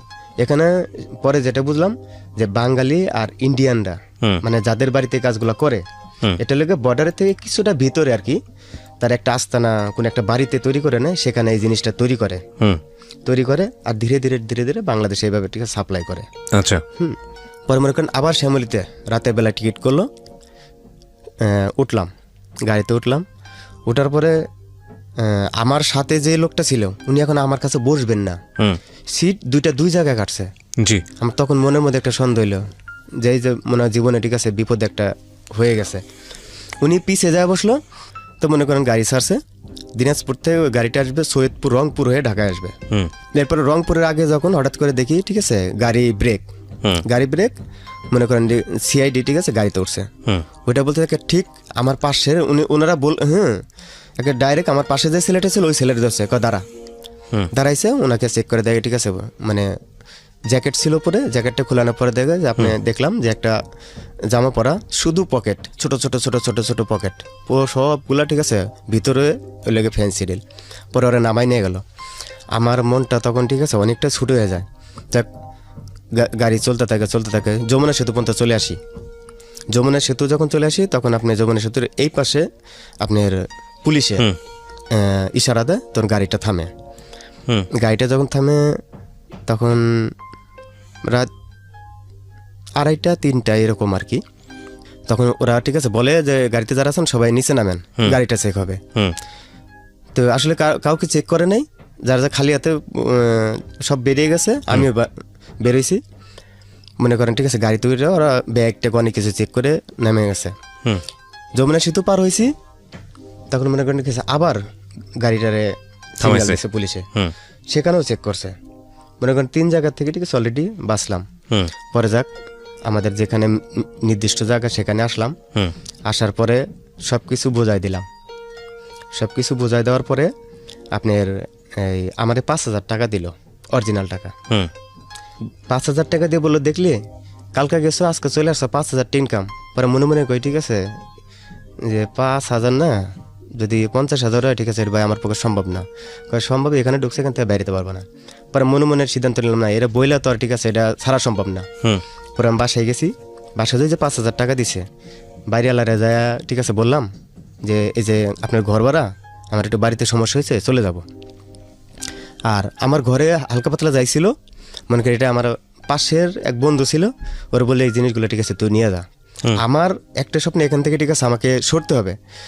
আর সরার একটাই কারণ, আমি যদি এখান থেকে কোনো পুলিশের হাতে ধরা খাই, তাহলে মনে করেন ঠিক আছে এখানে আমার বড় বোন, ছোট বোন, ভাই, আমার মা অনেকটা কষ্ট পাবে, তাদের চলতে সমস্যা হবে, অথবা বোনগুলো খারাপ হয়ে যেতে পারে। এই স্বপ্নে আমি এখান থেকে ঠিক আছে এলাকা ছেড়ে জাস্ট মানে একটা ব্যাগ, জাস্ট নিজের হালকা পাতলা কাপড় চোপড় নিয়ে ঠিক আছে ওই এলাকা থেকে প্রায় 50 কিলোমিটার দূরে আমি চলে যাই। আচ্ছা, 50 কিলোমিটার দূরে চলে যাওয়ার পরে ওরা আমাকে খুঁজতে থাকে। ওদের টিমের একজনের সাথে আসলেই এই পৃথিবীটা গোল, কে কখন কোন রাস্তা দিয়ে চলে বলা বললে। আমি যেই গাড়ি তুলছি উনায় দেখি ঠিক আছে একজন ওই গাড়িতেই, আমি তারে দাদা বলতাম, দেখে কয় তুই এনে। পরে আমি বললাম, দাদা তুমি জীবনের কথা কই না, আমি ভালো হইতেছে, আমি এই পথে ঠিক আছে আমার পক্ষে সম্ভব না, কারণ আমার বাবা মা, আমার বাবাটা, আমি ডাইরেক্ট সবার কাছেই বলতাম আমার বাবা তেমন একটা সুবিধা না, আমার ভাই বোনগুলার দেখতে হয়। পরে কয় ঠিক আছে আমি কম না, ওনারা ঠিক আছে। পরে মনে করেন চাটা খাওয়ায় ঠিক আছে ছেড়ে দিছি, আমি তখন ওখানেই থাকি। তখন একদিন মনে করেন চাকরি নিলাম নতুন একটা ফ্যাক্টরিতে চাকরি নিয়েছি। 7 দিনের মতো ডিউটি করছি। 7 দিনের মতো ডিউটি করার পরে মনে করেন আরেকটা মেয়ের সাথে পরিচয় হয়ে গেছে। পরিচয় হওয়ার পরে মোবাইলে তখন কথা চলে, মোবাইলে কথা বলতেছি। তো মেয়েটা ঠিক আছে, আমি বলে দিছি আমি কোনো বিয়ে করছিলাম, আমার সাথে সম্পর্ক ঠিক আছে যৌতুক করতেছ, কিন্তু ডিভোর্স হয় নাই, এগুলো কিছু বলি নাই। বিয়ে করছিলাম, ডিভোর্স হয়ে গেছে, এইটুক মিথ্যা কথা বলছিলাম। পরে উনি মেয়েটা ঠিক আছে সচরাচর মেনে নেয়, সমস্যা নাই। মনে করেন ওখানে যাওয়ার পরে ঠিক আছে 15-20 দিনের মধ্যে ঠিক আছে বিয়ে করে ফেলি, দ্বিতীয় বিয়ে। মেয়েটাকে বিয়ে করেন? হ্যাঁ। আচ্ছা, প্রথম ওখানে তো একটা সন্তান নষ্ট হইলো, দ্বিতীয় ঠিক আছে ওখানে গিয়ে আবার একটা বিয়ে করলাম। এই বিয়েটা যখন করি তখন মনে করেন ঠিক আছে খুব তাড়াতাড়ি মেয়েটা কনসেপ্ট হয়ে যায়, বেবি চলে আসে পেটে। আমার মাথা তখন নষ্ট হয়ে যায়, এই বাচ্চা তো ঠিক আছে রাখা যাবে না। একটা টেনশন থেকে মাত্র আসছে ঠিক আছে, বাড়িতে টাকা পয়সা দিতে হবে। দুজনই গার্মেন্টসে কাজ করতে? হ্যাঁ, দুইজনে কাজ করি। তো এই মুহূর্তে ঠিক আছে বাচ্চা না যাবে না, তো ওরে ঠিক আছে উল্টা পাল্টা যাই বোঝানো, নেগেটিভ বোঝাই পজিটিভ বোঝাই ঠিক আছে, দেখুন বাচ্চা নেওয়া যাবে না, তাহলে ভবিষ্যৎ হবে না, এই সেই বলে মনে করেন একটা ছোটো মেডিকেলে যাওয়ার পরে অ্যাবর্শন করে ঠিক আছে বাচ্চাটা নষ্ট করে ফেলি। বাচ্চাটা নষ্ট করার পরে ও কিছুদিন অসুস্থ থাকে, তো আমি টেক কেয়ার করি, রান্না বান্না করি, কাপড় চোপড় ধুই, কাজ করি। ও সুস্থ হয়ে আবার ডিউটি শুরু করে। এবার খুব ভালো মিলছিল, ও ডাক্তার আসো চা খাই, কলা খাই, বিস্কিট খাই, আমি কোনো নেশা পানি ঠিক আছে আমরা তেমন একটা পছন্দ করতাম না। পরে বলতেছে ঠিক আছে যে আচ্ছা বিদেশ যাওয়ার কোনো বুদ্ধি আছে? হ্যাঁ, বিদেশ যাওয়ার বুদ্ধি আছে না, মানে অবশ্যই আছে। আমার এক মামা থাকে হলে আমেরিকা, আমেরিকায় থাকে। হ্যাঁ। পরে কয় আচ্ছা মামার সাথে কথা বলাই দিমনি। উনি 2 দিন পরে ওনার ঘরে রাত্রেবেলা মানে ডাকার পরে ওনার রুমে গেছি। ওনার রুমে যাওয়ার পরে দেখি একটা লোক অথবা 35 থেকে 40 বছর বয়স হবে, পাঞ্জাবি পরা, খুব স্মার্ট, খুব সুন্দর একটা সিনার মধ্যে দাঁড়ায়া, পিছনে বোঝা যাচ্ছে না যে আসলে, কিন্তু ডেকোরেশনটা অনেক সুন্দর। বলতেছে, বাবা আমি তো আমেরিকায় থাকি, তোমরা ঠিক আছে আসতে পারবা। তা আঙ্কেল ঠিক আছে, আমেরিকা যেতে হলে কত টাকার দরকার? কয় আমরা আসলে এটা হলো গিয়ে প্রথমে ইন্ডিয়া আসতে হবে। ইন্ডিয়া আসার পরে এখানে কিছু প্রসেসিং আছে, এরপরে ইন্ডিয়ার থেকে ঠিক আছে পাকিস্তান, এরকম অনেক দেশ, মানে এইভাবে বর্ডার বাই বর্ডার ঠিক আছে নিয়ে আমরা 6 লাখ টাকার মধ্যে ঠিক আছে নিয়ে আসতে পারি। আর এইভাবে যদি ঠিক আছে সরাসরি আসতে চাও তাহলে টাকা লাগবে 15 লাখ 20 লাখ টাকা। আমি আসলে এত টাকা তো সম্ভব না। পরে মনে করেন যখন 6 লাখ টাকা, আমাকে 6 লাখ টাকা তো আমাদের পক্ষে সম্ভব না। এটুকু হতে পারে যদি 1-2 লাখ হয় ঠিক আছে, অথবা ধার দেনা করে যেতে পারি, আর বাদ বাকি হয়তো পরে নিতে পারি। উনি কি করলো, কয় এটা সম্ভব না, তাহলে রাখি। 2 দিন পর আবার ফোন দিয়ে বলতেছে, ভাই কিনা ওই ছেলেটারে ডাক দাও। বলতে ঠিক আছে। কোন ছেলে আপনাকে? ওই যে আমার প্রতিবেশী যে ছেলেটা, ওনার ভাগনা ওই বাসায় থাকে আর কি। আমেরিকা যাওয়ার কথা কে বলছে? আপনি যাওয়ার কথা বলছেন নাকি অন্য কেউ? আমার টার্গেট বাইরে যাব, ইনকাম করব, কিন্তু আমার পাশের রুমে যে ছেলেটা, ওর সাথে যে একটা মানে বন্ধুত্ব আছে, ও বলতেছে আমার মামা আমেরিকায় থাকে, উনি তোমাকে নিয়ে যাবে। ওনার মামা প্রথম দিন কথা হয়েছে, টাকা চাইছে বেশি। আমাকে এত টাকা তো আমাদের পক্ষে সম্ভব না। কাকে ডাক দেওয়ার কথা বলছে তাইলে? আপনাকে ডাক দেওয়ার, সেটাই বলছি। ওকে, তারপর আমাকে ঠিক আছে ডাক দিয়ে নিয়ে গেছে। আমাকে ডাক দিয়ে নেওয়ার পরে বলতেছে যে তোমরা তো বললা 2 লাখ, তোমরা 3 লাখ করে টাকা যেমন দিবা, বাদ বাকি টাকা আসার পর দিবা। কিন্তু শর্ত একটাই, তোমরা অন্তত ঠিক আছে 10 জন লোক হতে হবে। তখন মনে করেন ওই লোকের আরো 2টা ভাগনা ছিল শহরে, ওরা বিভিন্ন জায়গায় থাকে। ওরা মনে করেন যে বাসায় থাকে সুন্দর চলাফেরা করে মানুষের সাথে, ঠিক আছে, ভালোভাবে কথা বলে এই মানে মানুষগুলো যোগায় দেয়। কিন্তু মামা বাংলাদেশে আছে না কই আছে এটা তো আর আমরা বুঝি নাই। ফোনে আমরা বলতেছি আমেরিকা আছে, সেটাই বিশ্বাস। পরে মনে করেন ওই যে আমি বলতাম যে আমি এই টাকা দিতাম গরু ছাগল, তখন মারে ঠিক আছে বললাম, মা আমি তো বিদেশ যাব। তখন মা বলল, বিদেশ যাবি ঠিক আছে, পরিচিত কেউ নাই। তো পরে পাসপোর্ট করলাম। তখন তো মানে হ্যান্ড রাইটিং, যে হাতে লেখা যে পাসপোর্টটা, ওটা ছিল। 3000 টাকা দিয়ে আসছি, খালি একটা সাইন করে দিয়ে আসছি। উনি মনে করেন কইরা ঠিক আছে আমার বাসায় পরে পাসপোর্ট 1 মাস পরে দিয়ে আইছে। এখন আমরা হইতে ঠিক আছে বন্ধু বান্ধব মিলাইয়া 7 জন হয়েছি। পরে ওনার ভাগনা আমাদের সম্মুখে ফোন দেয়, মামা 7 জন হয়েছে। পরে আমরা এই 7 জনে মনে করেন ঠিক আছে 2.5 লক্ষ করে টাকা জমা দিই। 2.5 লক্ষ করে টাকা জমা দেন 7 জনে? আর 2.5 লক্ষ করে টাকা জমা দিই। কি করে জমা দিই দেখেন, উনি হঠাৎ করে বলতেছে আমাদের কি যে শোনো, আমি তো বাংলাদেশের একটা কাজে আসবো, তো তোমাদের কাগজপাতিগুলো ঠিক আছে আমার সব নিয়ে আসতে হবে। মনে করেন উনি হঠাৎ করে 2-3 দিন পরে মনে করেন চলে আসে। আসার পর বলতে তোমাদেরকে মেডিকেল করতে হবে, টাকা পয়সা তখন দেই নাই, মেডিকেল করতে হবে। তো মনে করেন ঠিক সন্ধ্যার দিকে দেখলাম যে একটা হাইস গাড়ি, আপনার নোয়া গাড়ি নিয়ে আসছে 7-8 জন লোক, ওনার ভাগনা সহ উনি সহ। গাড়ি তো ওইটা আসলে রাতের বেলা শহরে কোন দিক দিয়ে আসতেছে, নোয়া গাড়ি গ্লাসগুলো ছিল আপনার এই যে ব্লু কালারের, কালোর মতো ছিল, বাইরে বোঝা যাচ্ছে। কিন্তু দেখ আস্তে এটুক মনে আছে ঠিক আছে যে ফকিরাপুল এলাকায় কোনো একটা আপনার ছোট একটা মেডিকেল কি এরকম ঠিক আছে রুম, এটির মধ্যে মনে করেন এই ব্লাড টেস্ট এই সেই এক্সরে করে। এখানে আসলাম, মানে কোনো টাইম নাই, খুব মানে কেমন জানি খুব বিজি তাড়াতাড়ি মনে করেন ঠিক আছে আমাদেরকে মেডিকেল করাইলো। আবার গাড়িতে উঠাই নিয়ে ঠিক আছে সাবা যেখানে থাকতাম সেখানে নিয়ে গেল। নিয়ে যাওয়ার পরে ঠিক আছে হোটেলে নিল, সবাই ইচ্ছা মতো তেহারি বিরিয়ানি এই সেই স্প্রাইট মিসপ্রাইট অনেক কিছু ঠিক আছে খাওয়ালে। আমাদেরকে একটা পজিটিভ। বাকি লোকগুলো কে জোগাড় করছিল? আপনি জোগাড় করছিলেন? আচ্ছা, ওরা নিজেরাই? বাকি লোকটা ঠিক আছে আমার একটা বন্ধু ছিল, আর ওই যে ওর যে ভাগনা ওই বাসায় থাকে। আপনি 2.5 লক্ষ টাকা কিভাবে জোগাড় করেছিলেন? আমি আমার বাড়িতে ঠিক আছে আমার কিনা গরু ছিল 4টা, ওই গরুগুলো বিক্রি করেছিলেন? হ্যাঁ, গরুগুলা বিক্রি করছিলাম, ছাগল ছিল, এমনকি বাড়ির মুরগিও মনে করেন ঠিক আছে 8,000 টাকার মুরগিও বিক্রি করছিলাম। আর আমার একটা ধানের জমি ছিল, ওটাও বিক্রি করছিলাম। ওটা বিক্রি না, ওটা কটে আমরা বলি কটে। আচ্ছা, ওটাও ঠিক আছে কটে দিয়েছিলাম। ঠিক আছে, তারপর? এরপরে মনে করেন এই টাকাটা ঠিক আছে সবাই একটা নির্দিষ্ট সময়ের মধ্যে ঠিক আছে টাকাটা জমা নেয়, কিন্তু ওনারা ঠিক আছে প্রথমেই বলে যে এই দেশ থেকে ভিসা নেয়, ভিসা হলে ঠিক আছে ইন্ডিয়ায় যেতে হবে। কিন্তু আসলে ইন্ডিয়া কোন পথ দিয়ে যাবে এটা তো ঠিক আছে কোনোদিন যাই নাই, জানিও না। হঠাৎ পাসপোর্ট সব কিছু ঠিক আছে আমাদের কাছেই, ওনারা খালি ফটোকপি নিছে, ছবি নিছে, আর কম্পিউটারে বানানো ঠিক আছে আমাদেরকে কিছু কাগজপাতি দিছে, এগুলো তোমাদের ভিসা। আসলে এই ভিসা যে কী জিনিস, কোথায় চেক করবে ঠিক আছে এই জিনিসগুলো আমাদের নলেজে ছিল না, জানা ছিল না। আমাদের জানাও ছিল না।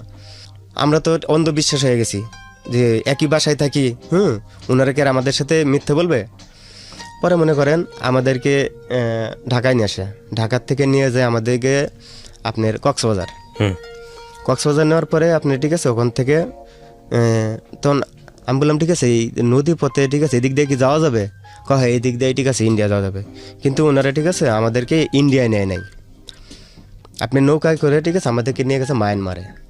আচ্ছা, মায়ানমারে নেওয়ার পরে ঠিক আছে আপনার ওদের সাথে বলা ছিল এটা তো ঠিক আছে, পরে মনে করেন বলে দিছে ওনারা ঠিক আছে আমাদেরকে নিয়ে যাইতে তো একটা পাহাড়ের মতো জঙ্গল পাহাড় ঠিক আছে, যেখানে লোক বসবাস কিছুই নেই।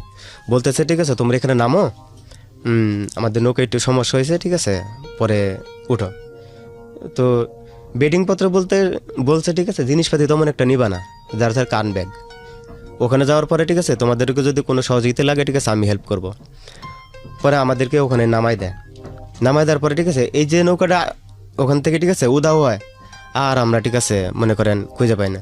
তো ব্যাগের মধ্যে অনেকের হয়তো বা কারো 1 বোতল পানি ছিল, কারো হালকা খাবার ছিল, এরা মনে করেন 1 দিন 2 দিন ঠিক আছে চলে যায় আর কি। 2 দিন পরে দেখি আপনার মায়ানমারে কিছু লোক কোনো বাংলা কিছুটা বুঝে, কিছু বলতে পারে। তো এক লোক, ওনার নামটা হলো কি আপনার আবু উমর নামে এক লোক, আপনার ওনার মাছ ধরা নৌকা নিয়ে ঠিক আছে এই সাইড দিয়ে আস্তে আস্তে এইখানে। তখন আমি ঠিক আছে ওইদিকে গেলাম, তো ওনার চেহারা দেখে বুঝতে পারলাম যে উনি মুসলিম। সালাম দিলাম, তো উনি হিন্দি বলতে পারে ঠিক আছে, বাংলা কিছু বলতে পারে। পরে আমি দেখেছি ওরে ঠিক আছে ভাঙে বললাম যে দেখ আমাদেরকে 2 দিন যাবত এখানে ফালাই রাখছে, আর যেখানে রাখছে ওখানে পাহাড়, আশেপাশে ঠিক আছে যদ্দূর হাঁটছি কোনো ঘর বাড়ির কোনো দেখি নেই। উনি বলছে যে আমি আমার এলাকা থেকে 8 কিলোমিটার দূরে আসছি, 8 কিলোমিটার দূরে, তো যেখানে আছে সেখান থেকে তো বাড়ি ঘর দেখার মতো কোনো বুদ্ধিই নেই। পরে উনি ঠিক আছে উনি কী করলো, দেখ এখন আমি যদি ঠিক আছে তোদেরকে এই নৌকা দিয়ে ঠিক আছে মানে দিয়ে আসতে যাই, এই নৌকায় সম্ভব না। পরে আমার কাছে তখন $700 ছিল। আমি আমাদের কাছে যার কাছে যেভাবে ঠিক আছে আমাদেরকে বাংলাদেশ পর্যন্ত ঠিক আছে পৌঁছায় দেন। মানে আপনারা তখনই বুঝতে পারছেন যে আপনাদেরকে ফান্দে ফেলে এখানে রেখে চলে ঠিক আছে চলে গেছে।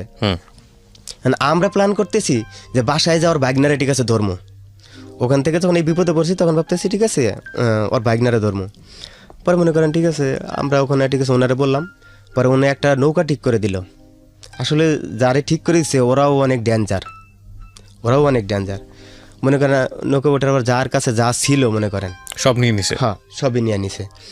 নেওয়ার পরে মনে করেন ওরা অনেক ঘুরাইছে পানির মধ্যে, আমাদেরকে ঘুরায় ওরা মানে টাইম সেট করছে যে কোন টাইমটায় ওদেরকে ঠিক আছে মানে ওই বাংলাদেশের কোনো একটা পারে ভিড়াই দিলে, মানে বাংলাদেশের কোস্টগার্ড অথবা যারা তার বিজিবি এদের চোখে যেন না পড়ে, ওরা ঠিক আছে ওই টাইমটা ঠিক আছে মেনটেন করে মনে করেন আইসা আমাদেরকে এক জায়গায় এরকম অনেক রাতের বেলা নামাই দিয়ে গেছে। নামাই দেওয়ার পরে ওখান থেকে মনে করেন কাছে কোনো টাকা পয়সা নাই, পরে মনে করেন এই এত 7 জন লোক, এই 7 জন লোক পরে একজন মনে করেন এই কোথায় ঠিক আছে আপনার নাম্বার মুখস্থ ছিল, নাম্বারে ফোন দিয়া টাকা ট্রান্সফার করায়া তার মনে করেন ঠিক আছে 4 জন চলে আসছে। আর আমি হলো গিয়া আপনার এই মডার্ন আপনার কক্সবাজার থেকে ঠিক আছে ঢাকা হয়ে আপনার রাজশাহী পর্যন্ত মডার্ন একটা গাড়ি চলতো। চলে আসার পরে ঠিক আছে যে দ্বিতীয় বিয়ে করলাম, একটা বাচ্চা তো নষ্ট করলাম, আবার মনে করেন চাকরি নিলাম।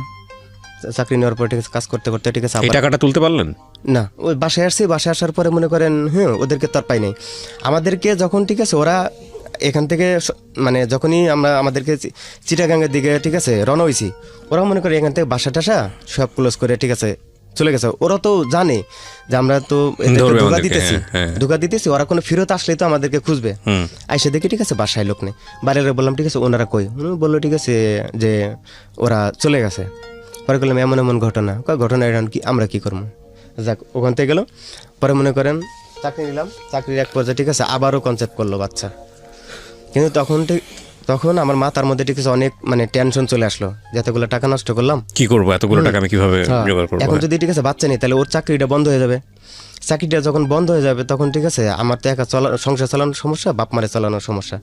পরে মনে করলাম ঠিক আছে ওরে আবারও মনে করেন এই বাচ্চাটা নষ্ট করাইলাম, আবারও বাচ্চাটা নষ্ট করলাম। করার পরে আবার কিছুদিন অসুস্থ ছিল, ওষুধপাতি খায় সুস্থ হইল।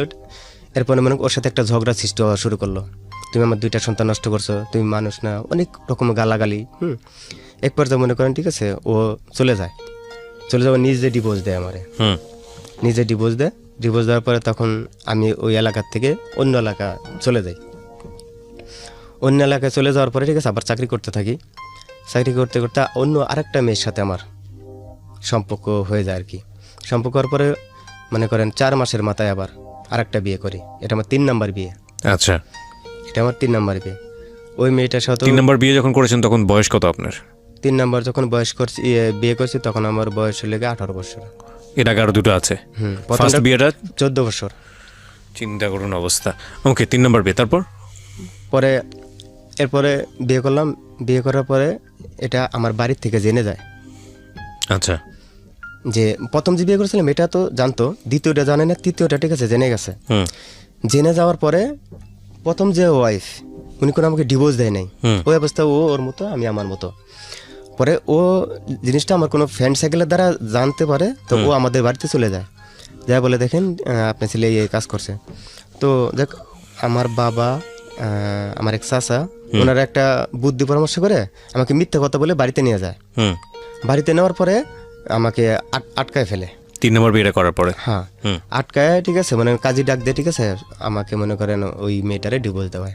3 নাম্বার মেয়েটাকে? হ্যাঁ, কিন্তু যে কদিন ছিলাম ওর সাথে ওই অবস্থায় মেয়েটা প্রেগনেন্ট হয়ে গেছে। এটা আমি ওখান থেকে যখন আসি ডিভোর্স দিয়ে দিছে। এখন আমার তো ঠিক আছে মাথা নষ্ট হয়ে গেছে যে না এই কাজগুলো ঠিক আছে কি কাজ করতেছে, এগুলো তো ঠিক আছে একদম ঠিক হচ্ছে না। পরে মনে করেন বাড়িতে আমার ঠিক আছে বাড়িতে বলে দিল তোর আর ঢাকা যাওয়া লাগবে না, ঠিক আছে তুই বাড়িতে কাজ করবি, অন্যের কাজ করবি, তাও ভালো। কিন্তু আমার ঠিক আছে আমার তো আর ভালো লাগে না। আমি মনে করেন ঠিক আছে পালাইয়া ঢাকা চলে আসি। প্রিয় শ্রোতা, ছোট্ট একটা বিরতি নেব এই পর্যায়ে। আপনারা শুনছেন সিক্রেটস। অনুষ্ঠান চলাকালীন ওই যে ডিভোর্স লেটারটা যে পাঠায় দেয় আমার জোরপূর্বক, যে আমার বাপ মায় যে মেয়েটার 3 নাম্বার বিয়েটা যে ডিভোর্স দেওয়া, ওই পেপারটা যখন কুরিয়ার সার্ভিসে ধরেন আজকে পাঠাই দিছে, ওরা তো কালকে বিকেলের মধ্যে পেয়ে গেছে। এই মেয়েটা তো ঠিক আছে মনে করেন অনেক কান্নাকাটি করে ঠিক আছে মেয়েটার বাপ মা ওরা মনে করেন দেশে পাঠাই দিছে, ওদের যে দেশের বাড়ি সেখানে পাঠাই দিছে। সেখানে যখন পাঠাই দিছে তখন মনে করেন আমি তো ঠিক আছে এখন আইসা যখন যাব আমি তো ভয় পাচ্ছি যে ডিপোজিট লিটারটা ঠিক আছে 2 দিন 3 দিন আগে দেওয়া হয়েছে, আমি যদি এখন যাই যদি আমার আটকায় দেয় তা এটা একটা ভয়। কিন্তু সেখানে আমার ওই মেয়েটার কাবির নামাই ছিল 30,000 টাকা। আচ্ছা, 30,000 টাকা। তখন আমি আমার মার সাথে যোগাযোগ করলাম যে এই মেয়েটার যে ঠিক আছে ডিভোর্স দিলে নাকি টাকা দিতে হয়, ঠিক আছে টাকা দিবে কে? তখন আমার মা কি করলো, কয় বাবা জীবনে ভুল যা করছো ঠিক আছে আমি তোরে টাকা দিতেছি। আমার নানির বাড়ির যে একটা অংশ ছিল সেটা আমার মা বিক্রি করে ঠিক আছে আমাকে টাকা দিছে। এই টাকাটা আমি সরাসরি না আরেকজনের হাত পাশে আমি মেয়েটার কাছে দিয়ে দিছি। আচ্ছা, দেওয়ার পরে মেয়েটা হঠাৎ আমারে তখন ফোন দিছে একদিন, দিয়ে অনেক কান্না করতেছে কেন ঠিক আছে আমি তো বুঝতে পারি নাই। প্রথম 1 সন্তান নষ্ট, দ্বিতীয় বিয়ের দুই সন্তান নষ্ট, তৃতীয় বিয়ের আরেক সন্তান। 3টার বেলা ওর যে প্রেগনেন্ট ছিল আমি তো জানতাম না, ডিভোর্স আমার জোর করে দেওয়া হয়েছে। কাঁদতেছে। পরে বললাম ঠিক আছে কেন কান্দার কারণ কি? কয় যে গতকালকে বাচ্চাটা নষ্ট করছি। তখন মনে করেন মাথা টাতা ঠিক আছে পুরো নষ্ট হয়ে গেছে। যাক, মানে 4টা সন্তান আপনি এভাবে মেরে ফেলেছেন? 4টা আরও আছে, সামনে আরেকটা আরও আছে। ঠিক আছে, আমরা সামনের দিকে আগাই। এরপরে মনে করেন ওখান থেকে আমি তখন ঠিক আছে একটু উন্মাদ, মানে কাজ ভাল লাগে না, খাওয়া ভাল লাগে না, ঘুম ভাল লাগে না, এভাবে চলতে থাকে। তো যেখানে ছিলাম ওখান থেকে ঠিক আছে জায়গা চেঞ্জ করে বন্ধুরা থাকতো অন্য জায়গায়, সেখানে চলে গেলাম। সেখানে যাওয়ার পরে আপনার বৈশাখে অফিসের মধ্যে বৈশাখী অনুষ্ঠান। তো বৈশাখী অনুষ্ঠানের মধ্যে মনে করেন ঠিক আছে কোনো একটা চেয়ারের মধ্যে আমি চুপচাপ বসে আছি। তো একটা মেয়ে মনে করেন ওই নৃত্য দেয় তো অনুষ্ঠানের মধ্যে, তো নৃত্য দেওয়ার এক ফাঁকে হয়তো আমার খেয়াল করছে যে চুপচাপ বসে আছে, সবাই আনন্দ করতেছে, নাচতেছে, তালি দিচ্ছে, অন্যরকম ব্যাপার। তো মেয়েটা ওই ফ্যাক্টরিতে, আমি ওই ফ্যাক্টরিতে চাকরি করে। তো মেয়েটা পরে আমার সাথে এসে বললো ঠিক আছে কী ব্যাপার, কালকে অনুষ্ঠান দেখলাম কোনো একবার নিজম এই সেই নাচছে গাইছে কত আনন্দ করলো, আপনাকে দেখলাম এরকম চুপচাপ কেন? এমনি। তো মেয়েটা বলে আপনার ফোন নাম্বারটা দেন, একসাথেই কাজ করি একই ফ্যাক্টরিতে একই অফিসে। তো ফোন নাম্বারটা দিই, পরে বলে আমরা সম্পর্ক করবো, প্রেম করবো। পরে আমি কই আসলে এটা আপনার 4 নাম্বার বিয়ে? 4 নাম্বার সম্পর্ক আর কি, মানে যেই কদিন সম্পর্ক হয়েছে সেটা বলতেছি আর কি। তো আমি বললাম কার সাথে সম্পর্ক করার আগে তার সম্বন্ধে জানতে হয়। কি জানবো? আমি কই এর আগে আমি বিয়ে করছিলাম। কয়টা করছি এগুলো বলি নাই, যে বিয়ে করছিলাম আমি কোনো, ঠিক আছে আসলেই ভালো না। হ্যাঁ চেহারা দেখতে তো এটা মনে হয় ঠিক আছে, যে মানে বিয়েই করেন নাই। আমি না সত্যি বিয়ে করেছিলাম। আমি সত্যি বলছি, কিন্তু ও ফান মনে করে নিছিল যে হয়তো বা আমি দুষ্টামি করে বলছি। তো এক সময় আমার সাথে কথা বলতে বলতে বেশি দিন না, 1 মাস 1.5 মাস 2 মাস, এরপরে মনে করেন ওকেও বিয়ে করে ফেলি। এটা আপনার 4 নাম্বার বিয়ে? 4 নাম্বার বিয়ে। এবং 4 নাম্বার বিয়েটা হয় কত বছর বয়সে? তখন 20 বছর বয়স। 20 বছরের মধ্যে আপনি 4টা বিয়ে করেন? 4টে বিয়ে করছি। ঠিক আছে, ওকে। তারপর এরপরে বিয়ে করছি, বিয়ে করার পরে চলতেছে, কাজ করতেছি, খাচ্ছি, বাড়িতে টাকা দিচ্ছি। হঠাৎ করে আম্মা অ্যাক্সিডেন্ট করে। আমার আম্মা মানে আমাদের যে ঘর, মানে মই আছে না, মই দিয়ে ঘরের উপরে উঠছিল, ওখান থেকে পড়ে যায়? হ্যাঁ। তো পড়ে যাওয়ার পরে আপনার মেরুদণ্ডের 4টা হাড়, ওহো, 4টা হাড় নষ্ট হয়ে যায়। আর যেটাকে পাঁজর বলি, যে পাঁজরের হাড়, এটা 3টা নষ্ট হয়ে যায়। পরে ওই মুহূর্তে পরে রাজশাহী মেডিকেলে নিয়ে গেছে। রাজশাহী মেডিকেল থেকে বলছে এটা আর সম্ভব না, ভালোই হবে না। তাই ওখান থেকে মোটামুটি গিয়ে স্যালাইন মেলেন, ওষুধপাতি মোটামুটি দিয়ে চেক আপ করে ওখান থেকে বলে দিছে যে একটা লোক সবসময় তার পাশে থাকতে হবে, উনি রান্না বান্না কাপড় ধোয়া কোনো মানে ভারী কাজ করতে পারবে না। পরে বাড়িতে নিয়ে আসলাম। তে তখন এর বললাম যে তোমার চাকরি করা লাগবে না, আমি যত কষ্ট করি তুমি বাড়িতে যাও। তো রাজশাহীতে যে কদিন ছিল, এখানে মনে করেন প্রায় 70-80 হাজার টাকা শেষ করে ফেলছি। জি। মানে কোনো কিছুই হয় নাই। কিন্তু মা যখন কান্দে, ঠিক আছে, তখন আমার কাছে খুব খারাপ লাগে। তখন মারে নিয়ে আসলাম ঢাকা মেডিকেলে, ঠিক আছে, নিয়ে আসলাম, চেক আপ করাইলাম, দেখাইলাম, 1 মাস আমার কাছে রাখলাম। আমি অলরেডি কী করতেছি, নিজে চাকরি করতেছি, এই টাকা দিচ্ছি, এবং বন্ধু বান্ধব যারা ছিল অফিসের তাদের কাছ থেকে আরো 1,000 2,000 5,000 এমন করে ধার করা শুরু করছি। পরে মারে দেখাইলাম, ঠিক আছে, ও ডাক্তার একটাই কথা, ঠিক আছে, কোনো কাজ কাম করা যাবে না, মোটামুটি চলতে পারবে আর কি। আচ্ছা। কোনো কাজ করতে পারবে না। পরে কিছুদিন রাখার পরে আবার বাড়িতে দিয়ে আসলাম। কিন্তু তখন আমার ওয়াইফরে বললাম যে বাড়িতে যাও, বাড়িতে যাও, আমার কাছে থাকো। এখন ও বাড়িতে থাকবে না। জি। বাড়িতে থাকবে না, ঠিক আছে, যে তুমি যেখানে থাকবে এখানে থাকবা, তোমার কাছে থাকবো। আমি দেখো মা তো, তার তো ঠিক আছে ফেলে দেওয়া সম্ভব না, তুমি যেভাবে উঠতেছো আমার বাড়িতে থাকো। ডাক্তার তো বলে দিছে, কারণ ঢাকা মেডিকেলতে যখন আমার সাথে ছিল ডাক্তার বলছে যে এটা সবসময় একটা লোক রাখবে। ওর মনে ঠিক আছে একটাই, যে সবসময় যদি ঠিক আছে আমি ওখানেই থাকি, তাহলে তো এখানে আমার হাজবেন্ড কি করবে না করবে দেখতে পারবো না। একটা জিনিস অন্য পর্যায়ে নিয়ে গেছে। পরে অনেক বলার পরেও ঠিক আছে যায়নি, মনে করেন একটা মন মালিন্য, ঠিক আছে, সৃষ্টি হয়ে যায়। পরে মনে করেন ওর পেটে তখন আপনার 1.5 মাসের প্রেগনেন্ট, 45 দিনের প্রেগনেন্ট। এটা পঞ্চম মানে 5 নাম্বার বাচ্চা আর কি। আগে 4টা, এটা 5 নাম্বার। এই বাচ্চাটাও নষ্ট করেছেন, কি করেননি সেটা জানতে চাচ্ছি। নষ্ট করেছি। তাহলে আমার আর স্টোরির দিকে যাওয়ার দরকার নেই। ঠিক আছে, এছাড়া আর কি করেছেন আপনি এই নষ্ট ঘটনার প্রেক্ষাপটে? আমরা একটু সামনের দিকে যাই। অন্য কোনো ভুল বা অপরাধ যেগুলো আপনি আসলে আজকে কনফেস করতে চান? জি বলুন। এখানে এটা যখন করছি, এটা ওটা যাবে না পরে যখন এক মুহূর্তে ঠিক আছে একটু মলমলের কাটাকাটি হয়েছে, তখন মনে করেন মানে বললাম তাহলে তুমি আমার কাছে ঠিক আছে চলে যাও। হুম পরে মনে করেন ওর ফ্যামিলির সাথে যোগাযোগ করে ঠিক আছে যে বাচ্চা ফেলাই দেবো, তো ওর ফ্যামিলি নিষেধ করছে না, হুম বাচ্চা নষ্ট করা যাবে না। পরে উনি নিজে মেয়েটা মনে করেন ধরেন বাচ্চাটা নষ্ট করে ফেলছে, জি নষ্ট করে ঠিক আছে ও নিজে ডিভোর্স দিছে আপনাকে। দিয়ে ঠিক আছে ও চলে গেছে। তো যখন আমার বয়স 20 বছর, এরপরে আমি মনে করেন একদিন অসুস্থ হইলাম, এদিকে আমার আম্মা অসুস্থ। এরপরেও মনে করেন কলমিডুল্লা হসপিটাল আছে, এখানে নিয়ে আসছিলাম। এরপরে আপনার সাভার জেনারেল একটা ক্লিনিক আছে, এখানে নিয়ে আসছিলাম। টোটালি মনে করেন 1.5 বছরের মধ্যে প্রায় 3 থেকে 4 লাখ টাকা আমার চাকরি ঠিক আছে, আস্তে আস্তে বেতন বেশি হয়েছে, এভাবে গেছে। আর ধার দেনা করতে করতে ঠিক আছে আপনার 1,95,000 টাকার ধার দেনা করছিলাম।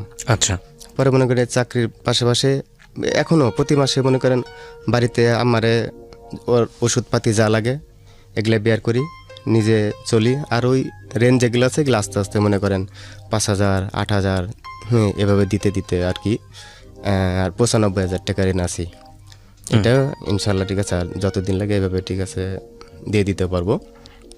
তো যখন 20 বছর আমার বয়স, তখন একদিন অনেক অসুস্থ হওয়ার পরে তখন ঠিক আছে আমাকে মনে করেন সবাই তো যার যার চাকরি নিয়ে ব্যস্ত, সবাই যার অফিস চলে গেছে। আমি উঠে যে বাথরুমে যাব আমার সেটাও সম্ভব হচ্ছে না। পরে আমার খুব খারাপ লাগতো যে বিয়ের বয়স বাংলাদেশে নাকি 21 বছর, আমি 14 বছর প্রথমে বিয়ে করলাম, এরপরে 16 17 20 21 বছরের আগে আমি 4টে বিয়ে করে ফেলছি, 5টা সন্তান নষ্ট করছি। এটা মানে তখন থেকে আবার পুরো বিবেকটাকে মানে নাড়া দিছে আমার বিবেক নিজের মধ্যে থেকে। পরে মনে করে যে গত 8 বছর আমি কোনো মেয়ের সাথে মানে জড়াই না, এভাবেই ঠিক আছে চাকরি করছি, আমার আম্মাকে দেখি আর রেনপাতে যদ্দূর আছে এই আস্তে আস্তে ক্লিয়ার করতেছি। এভাবেই বর্তমানে সময় চলতেছে আমার। আপনার কেন মনে হলো যে রেডিওতে এসে এই গল্পটা আপনার বলা উচিত? রেডিওতে আসার আমার মূল কারণ যে প্রথমে যেটা বলবো আমি, কোনো শিশু যখন পৃথিবীতে জন্ম নেয় সে কোনো অপরাধ নিয়ে জন্ম নেয় না, ফার্স্ট। সেকেন্ড, শিশু জন্মের পরে ঠিক আছে বাবা মাকে ভাবতে হবে তাকে কি মানুষের মতো মানুষ করতে পারবো কিনা। সন্তান আমি মনে করি সন্তান নেওয়ার আগে ভাবতে হবে যে আমার আয় কত, ইনকাম কত, আমার কয়টা সন্তান আমি লালন পালন করতে পারবো, তাকে কি মানুষের মতো মানুষ করতে পারবো কিনা। অল্প বয়সে ঠিক আছে মানে তার কি বাড়ি ছাড়তে হবে কিনা। আমি এটাই বলবো ঠিক আছে সন্তান নেওয়ার আগে ভাবতে হবে বাবাকে মাকে, এক। দ্বিতীয়ত বিশেষ করে 10 বছর 8 বছর, আমি সচরাচর সবাই দেখে 10 বছর 15 বছর 8 বছর 6 বছর 7 বছর শিশুরা বাইরে অ্যাভেলেবল কাজ করতেছে। এই ধরনের এই যে কাজ, এই যে টাকার পিছে ছুটতেছে, এই টাকার পিছে ছুটতেছে, কেউ টাকার পিছে ছুটতেছে, কেউ নেশার পিছে ঘুরতেছে, কেউ খারাপ হয়ে যাচ্ছে। তার উদাহরণস্বরূপ ঠিক আছে আমি যখন 1টা 2টা 3টে 4টে বিয়ে করছি, 5টা সন্তান নষ্ট করছি, আমার নির্দিষ্ট বিয়ের বয়স হওয়ার আগে আসলে কেউ আমাকে ঠিক আছে কখনোই বলে নাই যেটা করো না। বন্ধু বান্ধবের সাথে চলছি, আর বিয়ে কোনো সমস্যা নেই ঠিক আছে করে ফেল, কিন্তু তারাও কোনো এরকমই আমার মতোই বয়স ছিল। কিন্তু আমি এটাই বলবো গার্জিয়ানদেরকে, আপনি 5টা বিয়ে কি এটা কি গার্মেন্টসে থাকা অবস্থায় কাজ করেছেন, এই কাজগুলো করেছেন? মানে 5টা মেয়ে গার্মেন্টসের মেয়ে ছিল না? 4টা গার্মেন্টসের এবং 5টা সন্তান নষ্ট করছে আর কি। আমি এটার রেশিওটা জানি না, আমি এটার পরিসংখ্যানও জানি না, এটার উপরে কোনো ধরনের কোনো কাজ করা আছে কিনা সেটাও জানি না। একটা হচ্ছে যে গার্মেন্টসে যেই সব ছেলেমেয়েরা কাজ করেন তাদের আসলে সামাজিক মনোবিকাশ এটা আসলে প্রপারলি হওয়া উচিত, এবং সেটা নিশ্চয়ই তাদের আছে। তারপরেও এই জায়গাগুলো আমি যেমন বেশ কয়েকটা জায়গায় আমি দেখি যে এই ধরনের কেসগুলো, মানে আমার অনুষ্ঠানে আমি যেটা পেয়েছি আমি সেই অভিজ্ঞতার আলোকেই বলে থাকি, সেটা হচ্ছে বিয়েটা করা অনেক ইজি মনে হয় আমার কাছে, কেন জানি যে এই ধরনের কেস আমরা অনেক বেশি পাই গার্মেন্টস